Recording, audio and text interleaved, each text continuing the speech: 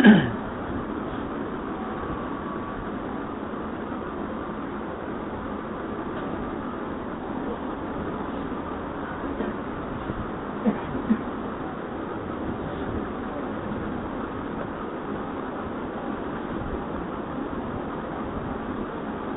لله نحمده ونستعينه ونستغفره ونؤمن به ونتوكل عليه ونعوذ بالله من شرور أنفسنا ومن سيئات أعمالنا من يهده الله فلا مضل له ومن يضلله فلا هادي له ونشهد أن لا إله إلا الله وحده لا شريك له ونشهد أن سيدنا ومولانا محمدا عبده ورسوله صلى الله تعالى عليه وعلى آله وأصحابه وبارك وسلم تسليما كثيرا كثيرا أما بعد فأعوذ بالله من الشيطان الرجيم بسم الله الرحمن الرحيم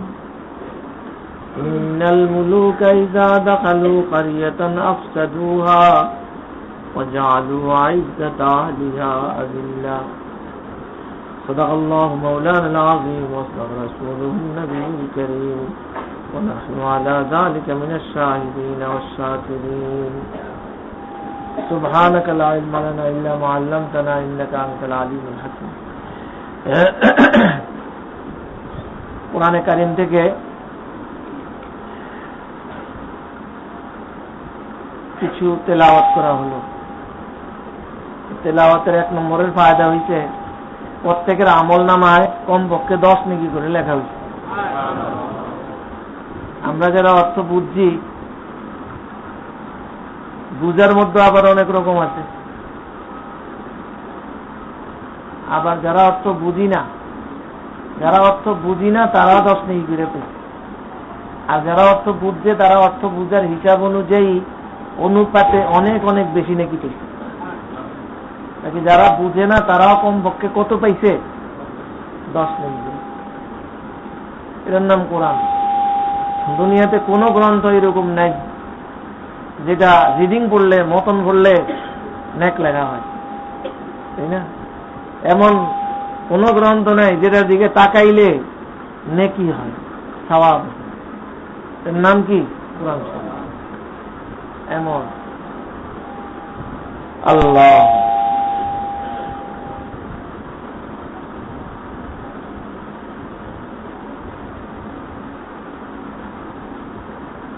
আয়াতের মধ্যে,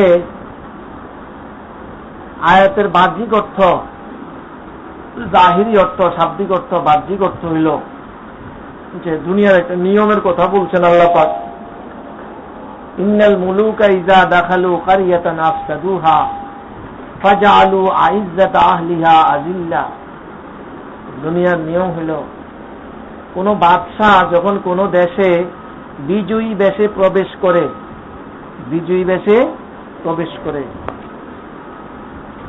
তো কি করে সে?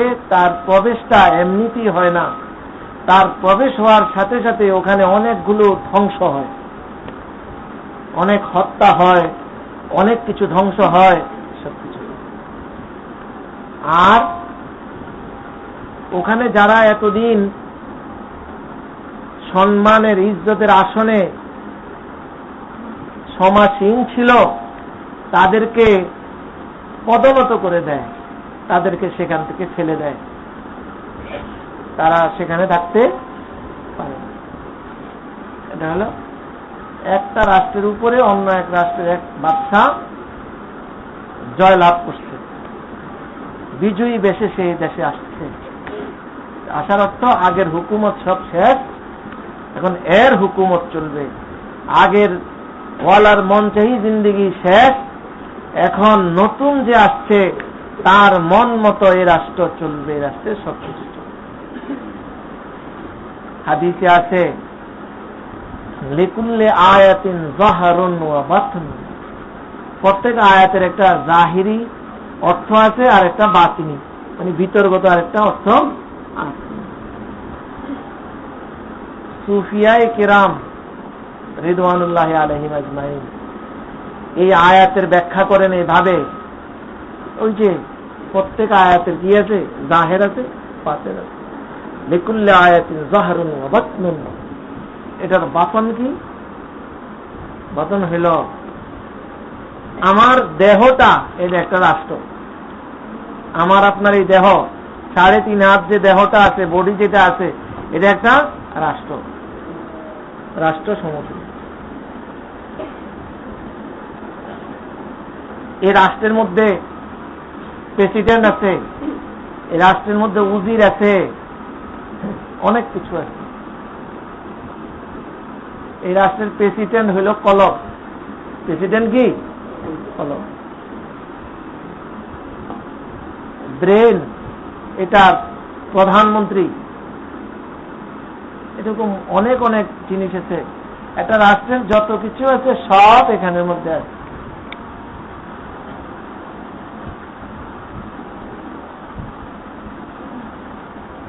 মানুষের দেহটাকে আলমে আসগর বলা হয়।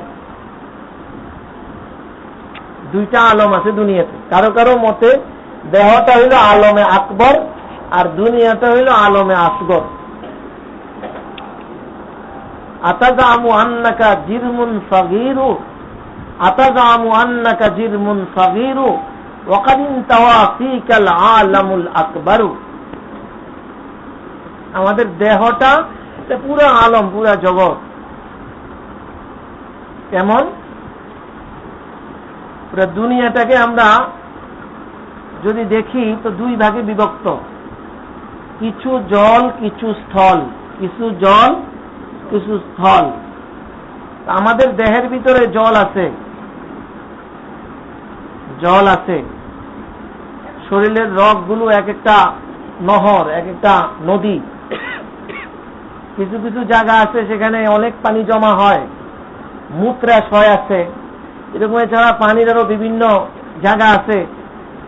তো এই যে এগুলো সব জলজ অঞ্চল,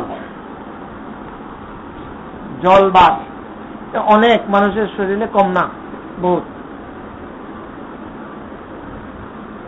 আর যে স্থল, স্থল যে সীমাটা আছে, স্থল, এই স্থলের মধ্যে দুই রকম, একটা হলো সমতল আর একটা হলো অসমতল। আমাদের দেহের মধ্যে কিছু জায়গা সমতল, কিছু অসমতল।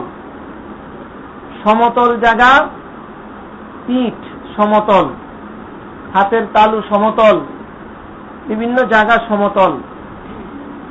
আবার অসমতল পাহাড় পর্বত এগুলো আছে। আমাদের নাক এটা বড় একটা পাহাড়, এটা এভারেস্ট মনে করেন। পুরো দুনিয়ার হিমালয় যদি ওটা হয়, আমার দেহের হিমালয়া এটা হিমালয় পর্বত।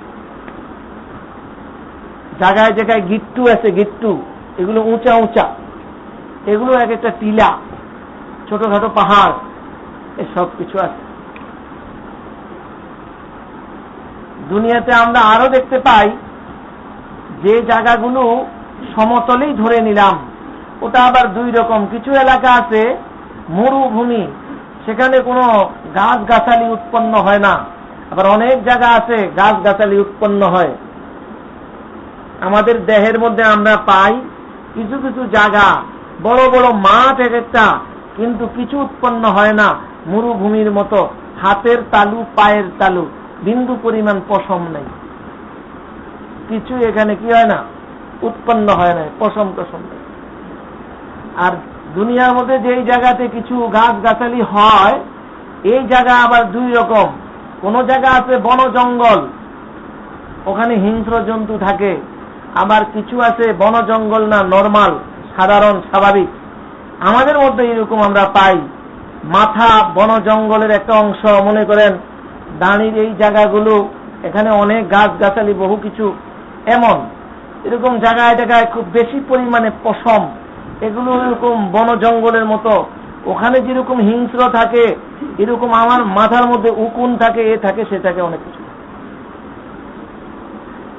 এগুলো ওরকম আর কি। তো যাই হোক, তো কি দেখতে পাইলাম, দুনিয়ার মধ্যে মোটামুটি যা কিছু আছে আমাদের দেহের মধ্যে ওই রকম আছে, সবকিছু এর মধ্যে আছে। এটা কোরআনে কারীমের এক আয়াতে আল্লাহ পাক বলেন, সানুরিহিম আয়াতিনা ফিল আফাক ওয়া ফি আনফুসিহিম হাত্তা ইয়াতাবায়্যানা লাহুম আন্নাহুল হক।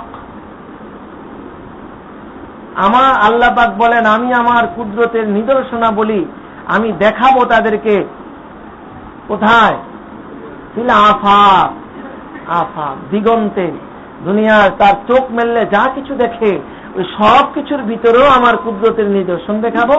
অফি আনফুসিহিম, তার দেহের ভিতরেও কুদরতের নিদর্শন দেখাবো।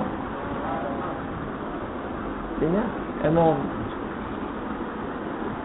আল্লাহু আকবার। আরো কি দুনিয়া দেহের মধ্যে তালাশ করলে কত কি দেখি। এই জুমার আগের জুমায় ফরিদাবাদ মাদ্রাসা মসজিদে দেহের মধ্যে কি আছে না আছে ওগুলো দেখানো হয়েছে। এটা একটা কেমন জিনিস, এটা একটা দুনিয়া, সব জরুরতের সব সামানের মধ্যে পাওয়া যায়।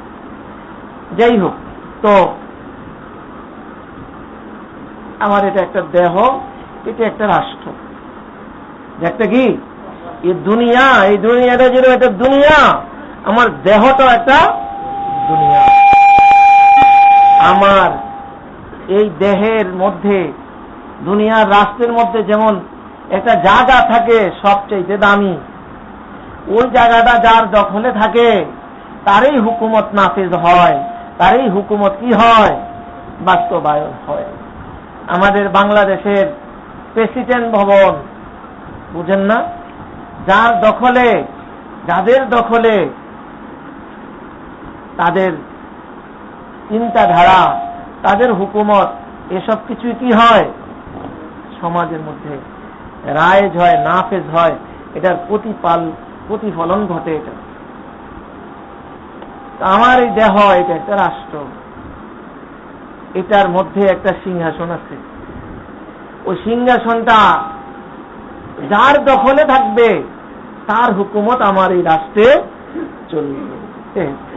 আমার এই সিংহাসন কার দখলে? এটা হইল এখন দুনিয়ার মধ্যে অনেক মানুষ আছে মন চাহি জিন্দেগি যাপন করে। কি মন চাহি জিন্দেগি যাপন করে? তার এই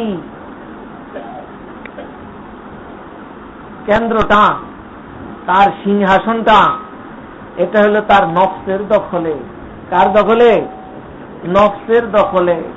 নফসের ঘালা তো ভাই শয়তান, এই একটা ভিতরে আর একটা বাহিরে মিলজুল করে রাষ্ট্র চালায়, তাই না? কি চালায়? মনে যা চায় তা।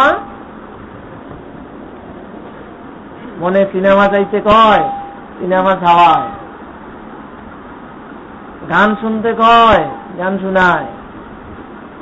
যা যা মনে চায়, আমোদ ফুর্তি, এই সেই সব কিছু। কারণ রাজত্ব তাদের, রাজত্ব তাদের। এই রাজত্বটাকে তছনছ করার জন্য, নফসের রাজত্ব, শয়তানের রাজত্ব খতম করার জন্য ওই সিংহাসনটা, এটাকে ওদের কবল থেকে মুক্ত করতে হয়, তাই না? ওদের কবল থেকে মুক্ত করতে পারলে, মুক্ত করলে আল্লাহ পাকের যদি সেখানে জায়গা হয়ে যায়, আগের সব কিছু তছনছ হয়ে যাবে, কিচ্ছু থাকবে না, সব ধ্বংস। ইন্নাল মুলুকা ইযা দাখালু কারিয়াতান আফসাদুহা ওয়া জাআলু ইজ্জাতা আহলিহা আযিল্লাহ। এখানে যদি আল্লাহ পাকের স্থান হয়ে যায়, নফস পরাজিত, শয়তান পরাজিত হবে, তাই না? এই জন্য একটা হাতিয়ার আছে, ওই হাতিয়ারটা জরব লাগাইতে হয় নফসকে সাইজ করার জন্য, ওকে থেকে তাড়ানোর জন্য একটা বড় হাতিয়ার আছে।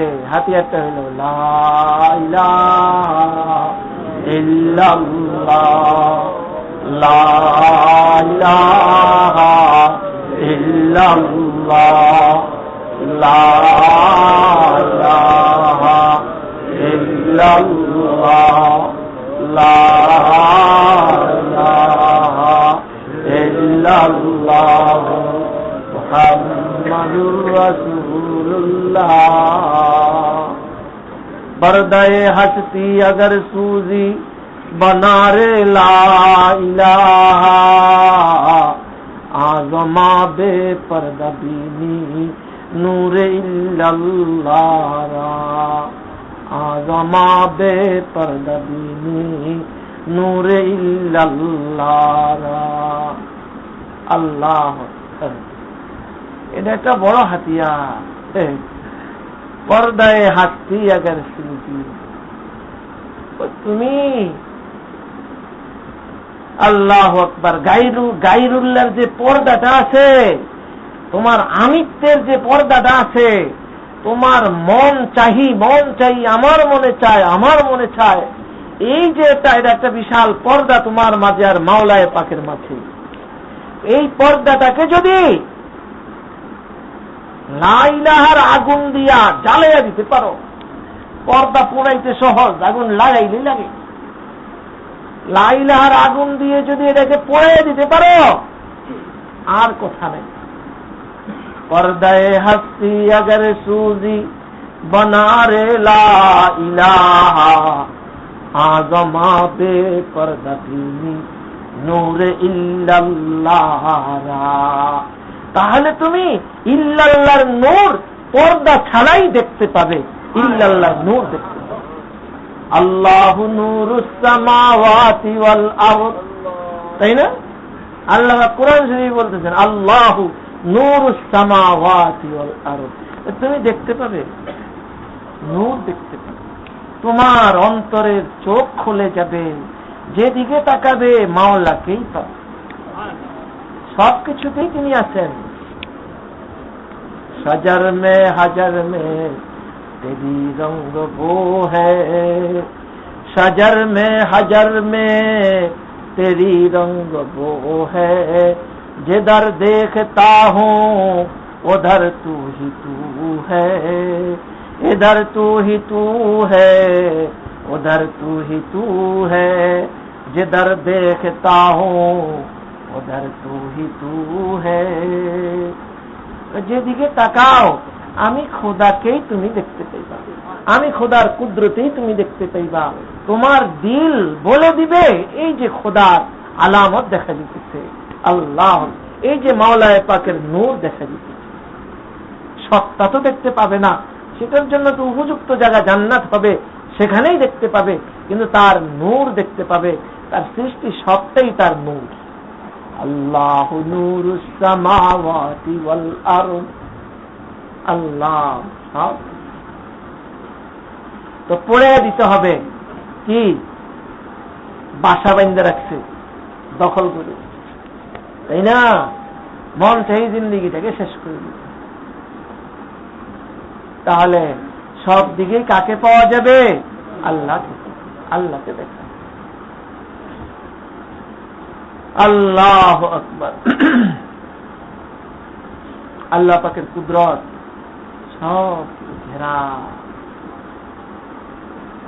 এজন্য ফুকাহায়ে কেরাম বলেন, কোন মানুষের কাছে যদি কোন নবী নাও আসে, কোন দায়ীও পৌঁছে নাই, এমন এক জায়গায় কিছু মানুষ বাস করে যাদের কাছে কোনো দাওয়াত পৌঁছে নাই, কেউ টেরও পায় না যে ওখানে মানুষ আছে। এই জন্য কেউ দাওয়াত নিয়েও সেখানে যায় নাই, তারাও কোনো দাওয়াতের কোনো কিছু পায় নাই। এরা যদি মারা যায় তাহলে এরা বেহেশত যাইবনি। একটা যদি আল্লাহর অস্তিত্বের উপরে বিশ্বাসী হয় তাহলে জান্নাতে যাইব, যদি তাওহীদে বিশ্বাসী হয় কোথায় যাবে? জান্নাতে যাবে। কারণ তারা যেই জায়গায় থাকুক না কেন, ওই জায়গার অবস্থাটা আছে আর আকল আছে, এই দুইটা একসাথে হইলে ফি কুল্লি শাইইন লাহু আয়াতুন ওয়া ফি কুল্লি শাইইন লাহু আয়াতুন তাদুল্লু আলা আন্নাহুল ওয়াহিদু, তাদুল্লু আলা আন্নাহুল ওয়াহিদু। আল্লাহ এমন ভাবে বানাইছেন আল্লাহ। কারণ যে উদ্দেশ্যে বানাইছেন সেটা না হইলে কেমনে হবে? বানাইছে না তো তার পরিচয়ের জন্য, এই জন্য একটা আকল দিছেন, আর মানুষের দেহটাও দিছেন ওরকম। তুমি কিছু কোনো জায়গায় দেখো না, গাছ গাছালি দেখো না, তোমার দেহটা দেখো তো, আকল আর দেহ নিয়ে চিন্তা করো, নিশ্চয়ই এখানে স্রষ্টা পাইবা। এমনিতে হয় নাই, কোন সুনিপুণ জাননেওয়ালা, হ্যাঁ বড় খালেক, বড় দয়াময়, যেটা দরকার হেঁটেই। চোখের দরকার দিছে, দৃষ্টি শক্তির দরকার দিছে, শ্রবণ শক্তির দরকার তাও পাই, কানের দরকার ছিল তাই পাই, ঘ্রাণ শক্তির দরকার তাও পাই, নাকের দরকার তাও পাই। হ্যাঁ, পেশাব পায়খানা নির্গত হওয়ার জন্য ব্যবস্থার দরকার তাও পাই, যখন যেটার দরকার সেটা পাই। এই কে বানাইলে এমনি? কে বানাইলে এমনি? এমনিতে কি হয়ে গেছে? যিনি বানাইছেন বড় হিকমতওয়ালা। আমার জরুরত আমি বুঝি নাই, কিন্তু তিনি বুঝছেন, সেই হিসাবে বানাইছেন সবকিছু। আমার কানের জরুরত হবে, এ কি বানানোর আগে বুঝছিলাম কোনদিন? আমার চোখের দরকার হবে এই দেহের জন্য, বুঝছিলাম কোনদিন? কিন্তু যা দরকার তাই। আমার একটা ব্রেনের দরকার হবে, বুঝছিলাম কিছু? গরু ছাগলের মতোই তো। আরে জন্মের আগে তো তাও তো না, তাও বুঝি নাই কিছু, কিন্তু দরকার হবে তো দিয়েই রাখছেন, বানাইছেন তিনি। তো আকল আর এই তোমার দেহ, এতটুকুই চিন্তা করো না। গাছ গাছালি নাই দেখলা, আসমান জমিন নাই দেখলা, এতটুকুর ভিতরেই তো একটা রেজাল্ট আসবে। হ্যাঁ, একজন বানানেওয়ালা আছেন, একজন বানানেওয়ালা আছেন, এবং তিনি আমার কি কি জরুরত, কখন কোনটা জরুরত, এটা সব জানতেন। আমি যা না জানি তা তিনি জানেন, সে হিসাবে সব কিছু করতেন। তো তিনি বড়ই জাননেওয়ালা, বড়ই হিকমতওয়ালা।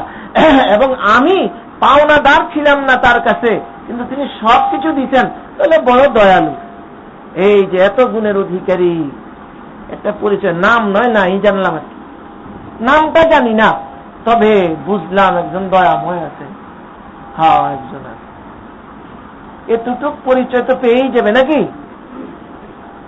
এর জন্য কোনো দায়িত্ব কাছে যাওয়ার প্রয়োজন নাই, নবীও তার কাছে পৌঁছার প্রয়োজন নেই। এতটুক ঈমান নিয়ে যদি সে মরে, ফুকাহায়ে কেরাম বলেন সে জান্নাতে চলে যেতে, কারণ অন্য কিছু জানার ব্যবস্থা তো তার ছিল না। আর এতটুক নিয়ে যদি না মরে, সে জাহান্নামে যাবে, কারণ এতটুকুর জন্য তার কাছে দায়ী যাওয়ার প্রয়োজন ছিল না। এমন ভাবে বলে আল্লাহ।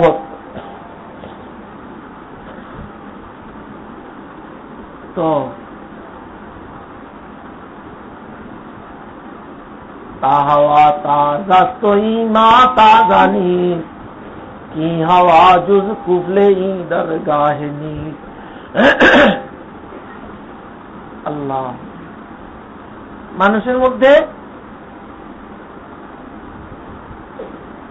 একটা হলো আল্লাহকে পাওয়ার বিষয়, আরেকটা হলো তার হাওয়ায়ে নফসের বিষয়, খাহেসাতের বিষয়, প্রবৃত্তির বিষয়, মানে মনে যা চাই এই একটা বিষয়। আরেকটা হইল আল্লাহ পাকের সন্তুষ্টি পাওয়ার বিষয়।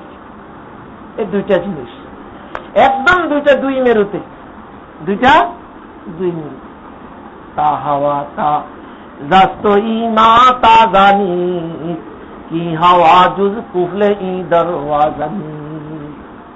যতদিন পর্যন্ত তোমার মধ্যে হাওয়ায় নফস তাজা থাকবে, ততদিন পর্যন্ত তোমার ঈমান মরা থাকবে, ঈমান তাজা হবে না। কি হাওয়া জুজ কুফলে ই দরওয়াজানি, কারণ এই তোমার এই খায়ের সাথে নফস, এই মন চাহি জিন্দেগি যাপন করা, এই প্রবণতা, এটা হলো তোমার দিলে ঈমান আসা, আল্লাহ পাক আসার ক্ষেত্রে এটা হইল তালা, এটা তালা, দরজা বন্ধ করে রেখে, দরজা বন্ধ করে রেখে। তা হাওয়া তা জাস্তই মা তা জানি কি হাওয়া জুজ কুফলে ই দরওয়াজানি। হালকে আতফা লন্দে জুজ মস্তে খোদা নিস্তে বালেগ জুজ রহিদা আজ হাওয়া। আল্লাহ, দুনিয়ার সব মানুষ, সব বাচ্চা, আতফাল, আতফাল মানে ছোট বাচ্চাদেরকে আতফাল বলে। হ্যাঁ, বালেগ হইছে মানে ছোটকাল শেষ হইয়া বালেগ হয় না, একটা পুরুষ মহিলা বালেগ হয়, বালেগ হইলে সে নতুন নতুন কিছু অনুভূতি ভিতরে পায়, নতুন নতুন কিছু চাহিদা তার ভিতরে আসে। দুনিয়ার সব মানুষ 100 বছরিয়া হোক, 50 বছরিয়া হোক, 60 বছরিয়া হোক, সব না বালেগ। কি সব না বালেগ? না বালেগ, আতফাল সব। খালিতে আতফা লম্বে জুজ মস্তে খুদা, নিতে বালেগ জুজ রহিদা আজ হাওয়া। এই যে হাওয়ায় নফস আছে, খায়েসাতে নফস যেটা আছে, এটা থেকে যে মুক্ত হইল শুধু সে বালেগ হইল। আর যেগুলো নিয়ে আসে, যত বড়ই হোক, যত কিছুই হোক, ও কিন্তু আসলে না বালেগ। আসলে সে কিচ্ছুই পায় নাই, কিচ্ছুই সে বুঝে না। দেখতে অনেক কিছু পাইছে, সে রাজত্ব পাইছে, এই পাইছে, সে পাইছে, আসলে সে কিছুই পায়। কি রাজত্ব পাইছে সে? মাওলায়ে পাকের সাথে তার সম্পর্কই হয় নাই, মাওলায়ে পাকের কিছুই সে বুঝতে পারে নাই, অসীম জাতের সাথে তার কোনো সম্পর্কই নেই, অসীম জাতের কুদরত সে বুঝতে সক্ষম হয় নাই, মাওলায়ে পাকের নূরের কিছুই তার অন্তরে অনুভূত হয় না। তো কি পাইল? পাইছে কি সে? কিচ্ছুই পায়নি। না বালেগ বাচ্চারা যা পাইছে ও কিছু পাইছে, এমন পাইছে। এটা বালেগই না। বালেগ হয় ভিতরে যদি আল্লাহ পাকের ইশক মোহব্বত জায়গা নেয়, তাহলে মানুষ বালেগ হয়। এর আগে কি হয় না? বালেগ। হালকে আতফা লম্বে জুজ মস্তে খুদা, নিতে বালেগ জুজ রহিদা আজ হাওয়া তা হাওয়া তা দস্ত ইমা তা জানি কি হাওয়া জুজ কুবলে দরওয়াজানি। আল্লাহ যাই হোক, তাই না? তো একটা ব্যাপার সেপার কিন্তু ভিতরে আছে। এই নফসটা নিয়ে সকলে 24 ঘন্টা সময় কাটাই। এই নফসটা নিয়ে, যেই নফসে বাহিরের দুশ্মন শয়তান তার সহযোগিতা নিয়ে 24 ঘন্টা লড়াইরত আছে, যেন আল্লাহ পাককে ভিতরে সে জায়গা না দেয়, আল্লাহকে বুঝার পাওয়ার নূর যেন তার ভিতরে আসতে না পারে, সব সময় সে আছে। তার লগে মোকাবেলা করার হাতিয়ার কি? লা ইলাহা ইল্লাল্লাহ, লা ইলাহা ইল্লাল্লাহ, লা ইলাহা ইল্লাল্লাহ, লা ইলাহা ইল্লাল্লাহ, লা ইলাহা ইল্লাল্লাহ মুহাম্মাদুর রাসূলুল্লাহ। আল্লাহ লা ইলাহা ইল্লাল্লাহর জরব লাগাইছে, তাই না? জরব লাগাইছে। শয়তান দূর হবে, ভিতর থেকে বের হবে। আল্লাহ পাকের জায়গা হইতেছে তো ভিতরে, আল্লাহর মোহাম্মত জায়গা নিতেছে তো। আল্লাহ আকবার। শয়তান দুর্বল হইতে থাকবে, হইতে হইতে ভিতর ছাইরা ফলাই। ওই হাদিসে আছে না, শয়তানে মানুষের দিলের মধ্যে হামলা করে, যখন জিকির করে তখন ভাগে, আবার যখন জিকির ছেড়ে দেয় অসওয়াসা দেয়, নাকি? আল্লাহ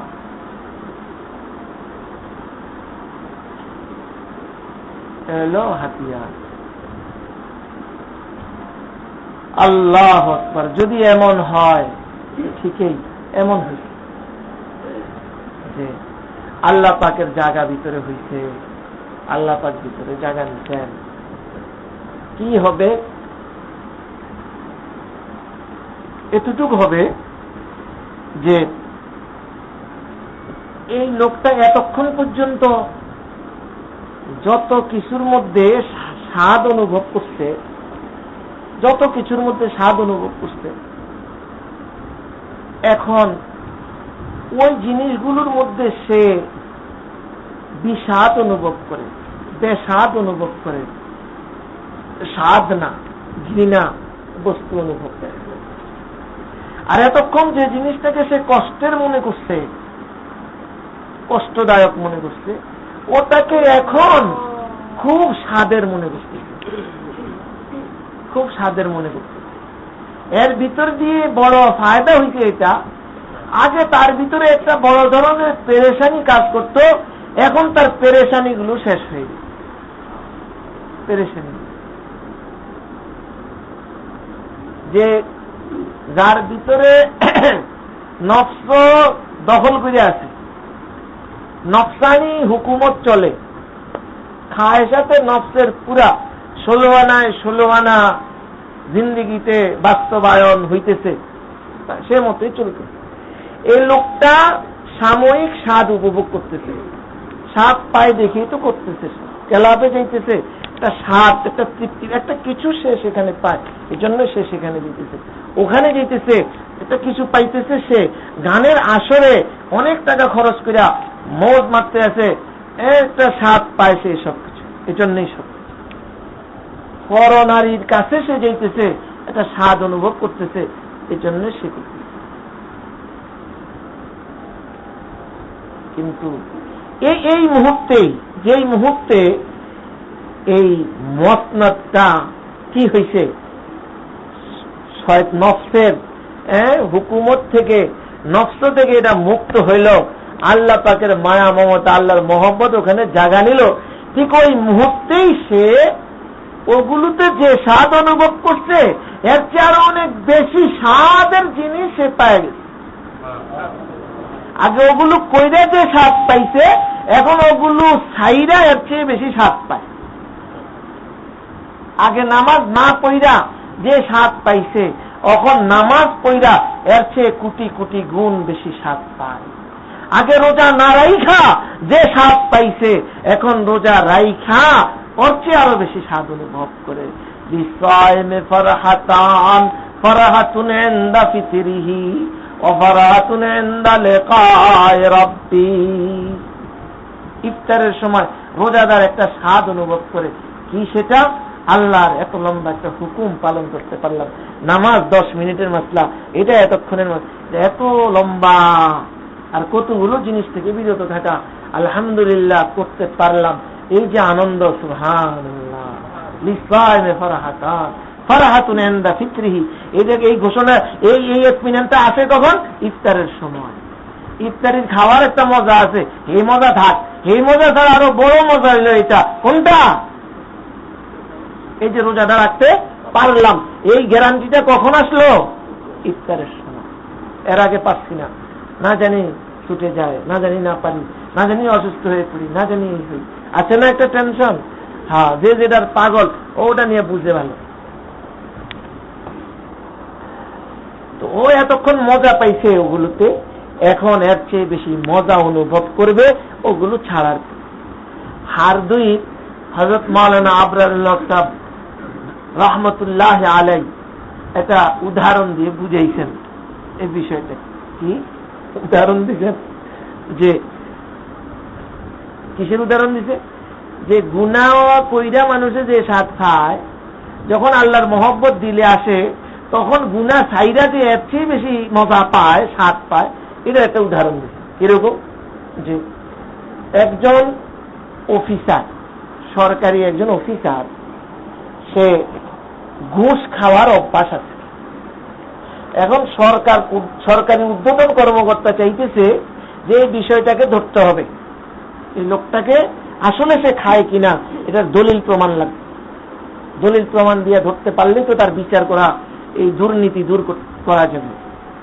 এই জন্য সরকারের ঊর্ধ্বতন কর্মকর্তারা একটা লোক পাঠাইছে, তাদের এই লোক একটা কাজ দিয়া পাঠাইছে, আর কিছু টাকা দিছে, 500 টাকার নোট বা 1000 টাকার নোট দিছে, ওটার মধ্যে একটা নম্বর টুইকে রাখছে, ওটা কত টাকার কত নম্বরের টাকা, এই নোট টাকার নোটটা টুইকে রাখছে, মানে নোটের নম্বরটা কি টুইকে রাখছে, নম্বর থাকে না একটা, নম্বর টুইকে রেখে দিচ্ছে। ওই লোকটা দিয়ে পাঠাইছে। এখন তো ওই লোক তো গেছে কাজের জন্য, স্যার একটা কাজ নিয়ে আসছিলাম, কি কাজ দাও? এই আচ্ছা ঠিক আছে দাও। এই জানো তো এখন কাজের ভেজাল, এই সেই পাইবে না, এই সেই। ঠিক আছে বুঝতেছে, কত দিতাম কাজ, ঠিকই ওই নোটগুলো দিছে। আরে পাইয়া তো খুব খুশি, মজাই তো নাকি। এই নোটের ভিতরে কই মাছ আছে, এই নোটের ভিতরে কাঁঠাল আছে, এই নোটের ভিতরে কি আছে, আম আছে, আরো কত কি আছে এই নোটের ভিতরে, বিবির পুত্তি আছে, বহু কিছু আছে। নোট লইয়া অফিস থেকে বাইর হইছে, গাড়িতে উঠছে। একটু পরে সামনে দেখে এই কিছু লোকজন দাঁড়াইয়া চেক করতেছে। সে বুঝলো কি কিসের চেক, বুঝতে পারলো যে এখানে আজকে চেক হইতেছে যে ঘুষ টুস খাইছে কিনা কেউ, এইসব বিষয় চেক করতেছে। এবং এটাও জানতে পারছে যে এই একটা পলিসি সরকার অবলম্বন করছে, লোক দিয়া টাকা পাঠাইয়া ঘুষ খাবাইছে, নোটের নির্ধারিত নম্বর টুইকে রাখছে। এখন এটা লইয়া যা স্বাদ পাইছে, এখন এই লোক খুব পেরেশানি পড়ছে। এখন চেষ্টায় আছে কেমনে নোটটা তারা যেন না দেখে, তাড়াতাড়ি পকেট থেকে বাইর কইরা এইটারে কেমনে বাইরে টাইরে গুনানো ফালাইয়া দেওয়ান যাইব, কেমনে এই নোট ছাড়িয়ে দেওয়ান যাইব। যত আগে ছাড়িয়ে দেওয়ান যায় অত যান বাঁচে। বুঝেন নাই কথা? এ যদি এই নোটটা ছাড়িয়ে দিতে পারে, লইয়া যা স্বাদ পাইছে এর চেয়ে বেশি স্বাদ পাইব না? অনেক বেশি স্বাদ, এটা বহুত স্বাদ। জীবন বাঁচলো, জীবন বাঁচাইল। ঠিক তদ্রুপ আহা গুনাহ করতেছি, স্বাদেই করতেছি, দিলের মধ্যে নফসের তাকাজা আছে, নফস বসে আছে, এই জন্য দেখতেছি এসব কিছু। আসসালামু আলাইকুম। আমি ঢাকা। জি ভালো আছি।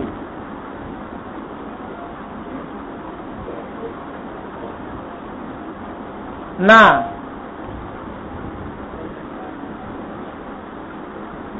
জি হ্যাঁ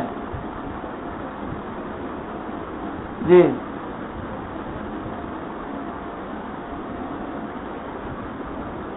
হ্যাঁ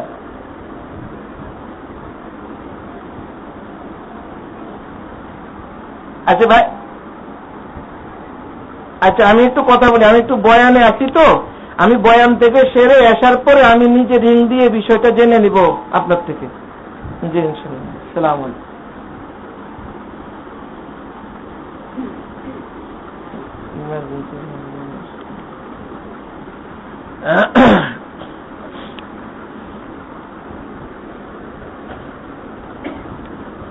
আস্তাগফিরুল্লাহ আস্তাগফিরুল্লাহ। তো গুনাহ কেন হয়? কেন হয় না?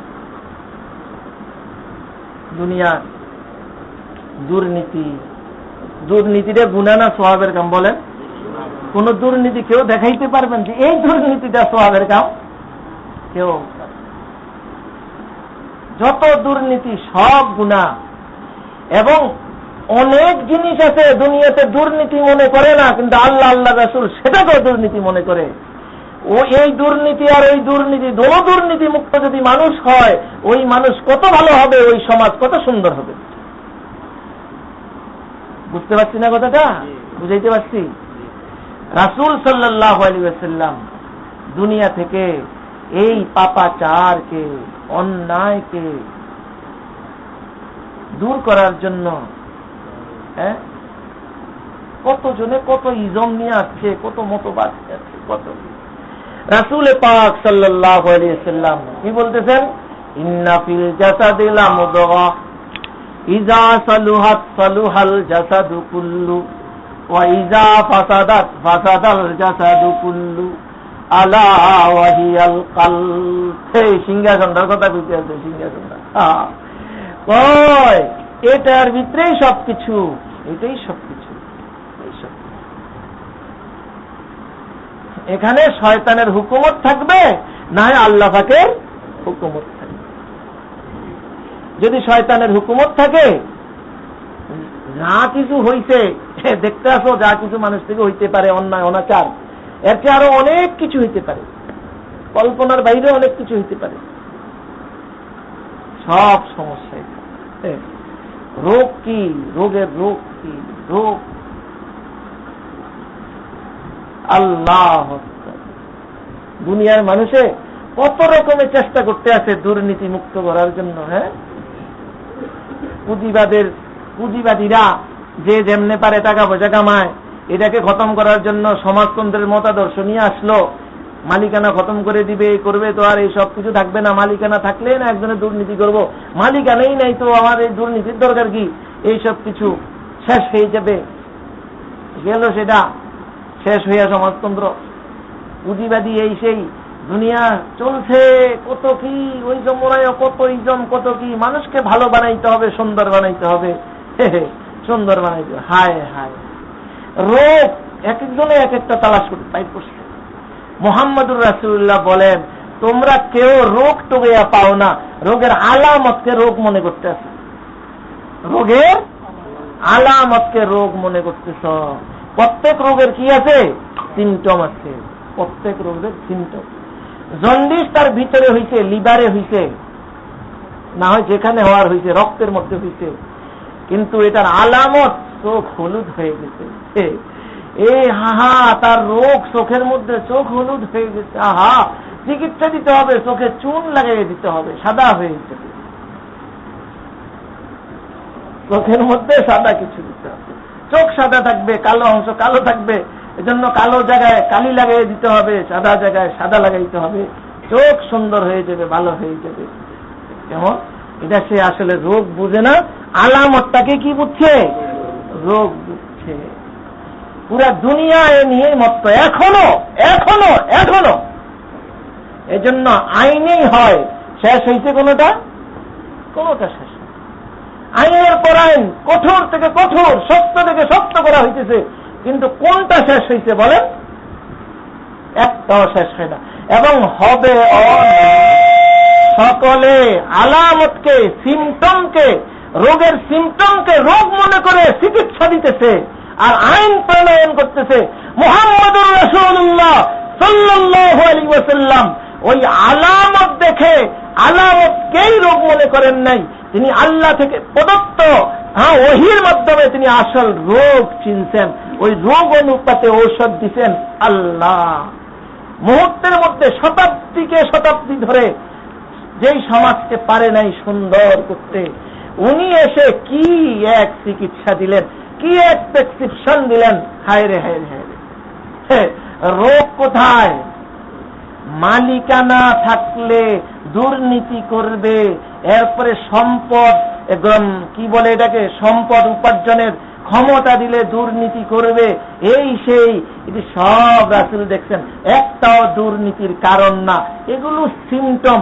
দুর্নীতি হয় ওই যে তার দিলের মধ্যে অতিরিক্ত একটা লোভ আছে, অতিরিক্ত একটা হিস আছে, যেটাকে কোরআনের ভাষায় জায়গায় জায়গায় শহকুন বলছে। শহকুন, ওমান ইউকা শাহা নাফসিহি ফাউলাইকা হুমুল মুফলিহুন। এই শোহ নামক ব্যাধি, শোহ নামক বড় ধরনের মারাত্মক ব্যাধি তার দিলের মধ্যে রয়েছে। এটাই রোগ, এটার কারণেই সমস্যা হইতেছে। মালিকানায়ও সমস্যা সৃষ্টি করে নাই, তাই না?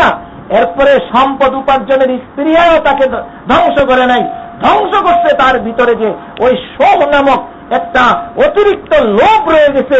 যে লোভটা মানুষের দিলে আসলে তখন বৈধ অবৈধের বিবেচনা তার জ্ঞান থাকে না। ওটাকে খতম করো।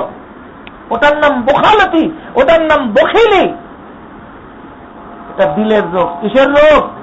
দিলের রোগ। এই দিলকে এটা থেকে পবিত্র করে দাও, সব সুন্দর হয়ে যাবে। তিনি এই ওষুধটাই তো পান করাইছেন, সেবন করাইছেন, এই ওষুধটাই সেবন করাইছেন। এক একটা মানুষ কেমন সুন্দর হয়েছে। একজনকে রাখাল, মরুভূমিতে রাখালি করে, কত অভাবী মানুষ, কত টাকার দরকারটা, অভাবী মানুষ। ওমর ইবনে খাত্তাব পরীক্ষা করতে যাইতেছেন, পরীক্ষা করছেন তারে। প্রথম বলছে একটা ছাগল দাও না, ছাগলের দুধ দাও, পিপাসা লাগছে খাই। এটার খলিফা না চিনলো কি দিয়ে লাগবো, এত সহজ না। হ্যাঁ, এত সহজ। খলিফা হয়েছে দেখছি কি হয়েছে, এই জন্য কি খলিফারে মানবো না আল্লাহ রে মানবো? আল্লাহ চিনে তো না, চিনলেই বাকি। যাও, এটা তো আমার না, এটা তো আমার মালিক আছে, মালিকের, আমি তো রাখাল, এগুলো আমাকে দেখে শুনে রাখতে বলছে, এই জন্য আমি তো দিতে পারবো না, দুধ খাওয়াইতে পারবো না। তো ভাবলেন যে আর একটু পরীক্ষা লই, এই তো এতটুকু জিজ্ঞেসেন, আসলে পিপাসাও লাগছিল ওনার, গেছিলেন, এখন ভাবছে যে এর একটু, এখন তারে বলতেছে তুমি তো গরিব মানুষ, এই জন্য মরুভূমিতে কাজ করো, এরকম মরুভূমিতে কত ছাগলে তো নেকড়ে বাগে নিয়ে যায়, তুমি একটা কাজ করো, আমি একটু কিছু টাকা দিই তোমারে, এই টাকাটা তুমি রাখো, একটা ছাগল আমারে দিয়া লাও, আমি এটা নিয়ে চলে যাই, আমার দুধ টুধ পান করা লাগবে, ছাড়বে, তোমার মালিকটা এসে এত ছাগলের মধ্যে তালাশও করবো না, খোঁজও পাইবো না, তুমি এটা নিয়ে টাকা নিয়ে জরুরত ছাড়বা। আর মালিক যদি গইনা টইনা দেখেও যে ছাগল একটা কম, কয়ে ফেলবা যে বাঘে খায় ফেলছে, নেকড়ে বাঘে খেয়ে। ওই রাখাল কি জবাব দেয়? আল্লাহ ওমান ইউকা শুহা নাফসিহি ফাউলাইকা হুমুল মুফলিহুন। আল্লাহ অতিরিক্ত হিরিস তার থেকে বের করে দিতে হবে। রাখাল কি বলে? রাখাল বলতেছে আমি আমার মালিককে নয়, একটা কথা কইয়া বুঝাইলাম, ফাইনাল্লাহ, আল্লাহ তো সব দেখছেন, তার সামনে তো আমার উপস্থিত হইতে হবে, তাকে আমি কি বলবো, কি বলবো তাকে?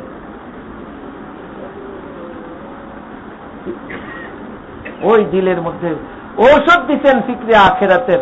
রোগ বালা হইছে কোনটা? শোহ বালা। না পা ওষুধ দিছে, জ্বর বালা হইছে না, জ্বর দিয়ে জ্বর বালা করছে না। রোগের নাম জ্বর, ট্যাবলেটের নাম না পা, রোগের নাম শোহ, রোগের নাম কি? শোহ। ট্যাবলেটের নাম ফিক্রে আখেরাত। কি ফিক্রে আখেরাত? আল্লাহর সামনে উপস্থিত হওয়া ট্যাবলেট, তাই না? وَأَمَّا مَنْ خَافَ مَقَامَ رَبِّهِ وَنَهَى النَّفْسَ عَنِ الْهَوَى فَإِنَّ الْجَنَّةَ هِيَ الْمَأْوَى। মান খাফা মাকাম রাব্বিহি, এ কথাটাকে ভয় করে যে মাওলায়ে পাকের সামনে আমাকে দাঁড়াইতে হবে, আর এটাকে জ্ঞান করে ভয় করে যে দাঁড়াইতে হবে, তার কাছে জবাবদেহিতা আছে, এর জন্য ওয়ানাহান নাফসা আনিল হাওয়া, নিজেকে মন চাহি জিন্দেগি যাপন থেকে বাঁচিয়ে রাখে, কুপ্রবৃত্তি থেকে বাঁচিয়ে রাখে নিজেকে। আল্লাহ পাক বলেন ফাইন্নাল জান্নাতা হিয়াল মাওয়া, জান্নাতই তার ঠিকানা। কারণ আল্লাহ সন্তুষ্ট থাকবে, আর সন্তুষ্টের নিদর্শন হলো কি? জান্নাত। আর অসন্তুষ্টির নিদর্শন হলো জাহান্নাম। আল্লাহ একজন একজনের নারাজ হইয়া তাকে নারাজগির নিদর্শন, ওটা নারাজগি না, নারাজগি তো ভিতরে, এটা নিদর্শন হইল ব্যাট লাগাইছে, না হয় ধমক দিছে। আর সন্তুষ্টি ভিতরে, এটার নিদর্শন কি? আলামত। আলামত, এটা আলামত হইল কৃতজ্ঞতা প্রকাশ করছে, নাকি বাহ দিছে, না হয় একটা কিছু নাও, তুমি এটা নিয়ে খুশি।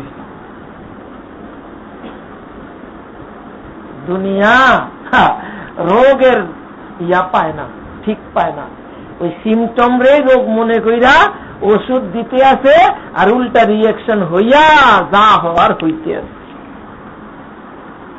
যা হবার হইতেছে, যা হবার।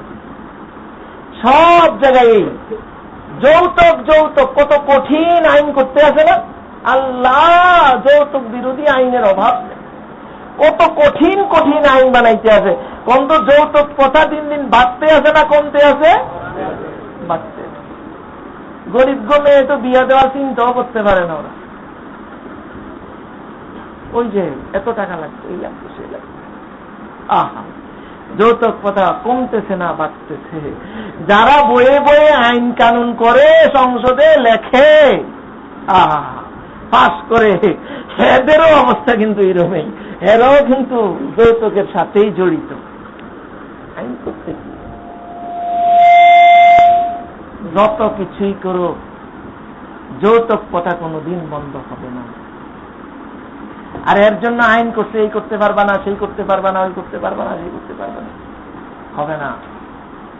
যতদিন না পর্দার হুকুমের উপরে আমরা উঠতে না পারবো, অতদিন পর্যন্ত যৌতুকের কথা কি হবে না, বন্ধ হবে না, আদৌ বন্ধ হবে না। কোন আইন দিয়ে বন্ধ করা যাবে না। যদি পর্দার হুকুমে চলে আসে, অবস্থাটা এমনই হবে পর্দার মধ্যে যখন থাকবে। একটা পুরুষ যখন বালেগ হবে, এরপরও কিছুদিন গেল, কর্মক্ষম হইল, এখন উপযুক্ত হয়েছে, কর্মক্ষম হয়েছে, টাকা পয়সা উপার্জনের সুযোগ দিছে,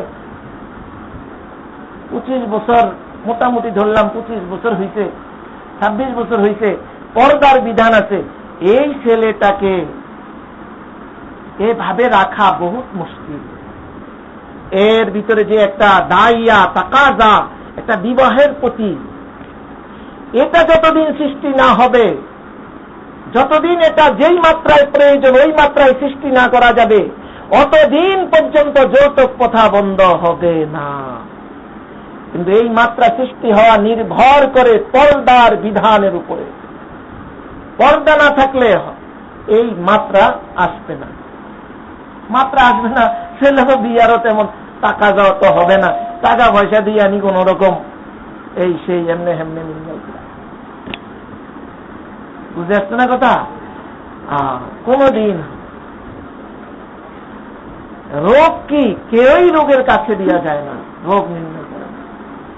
কিন্তু বাস হেমনে হেমনে চলে, ওই আলামতকে, সিমটমকে রোগ মনে বিরা চিকিৎসা দিতে আছে, আর উল্টা যা কিছু হবার তাই হইতে। যাই হোক ভাই, কথা কোত্থেকে চলে গেল।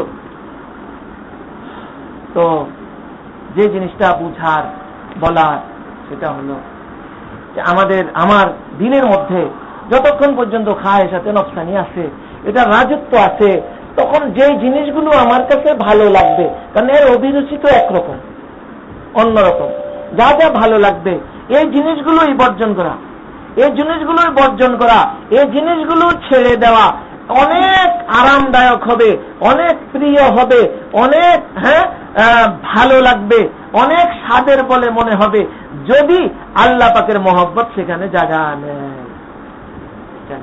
তাহলে কেউ এটা মনে করেন না যে আহা গুনাহ ছাইরা দিলে এরপরে স্বাদের জিনিস ছাইরা দিলাম, এটা ভুল ধারণা।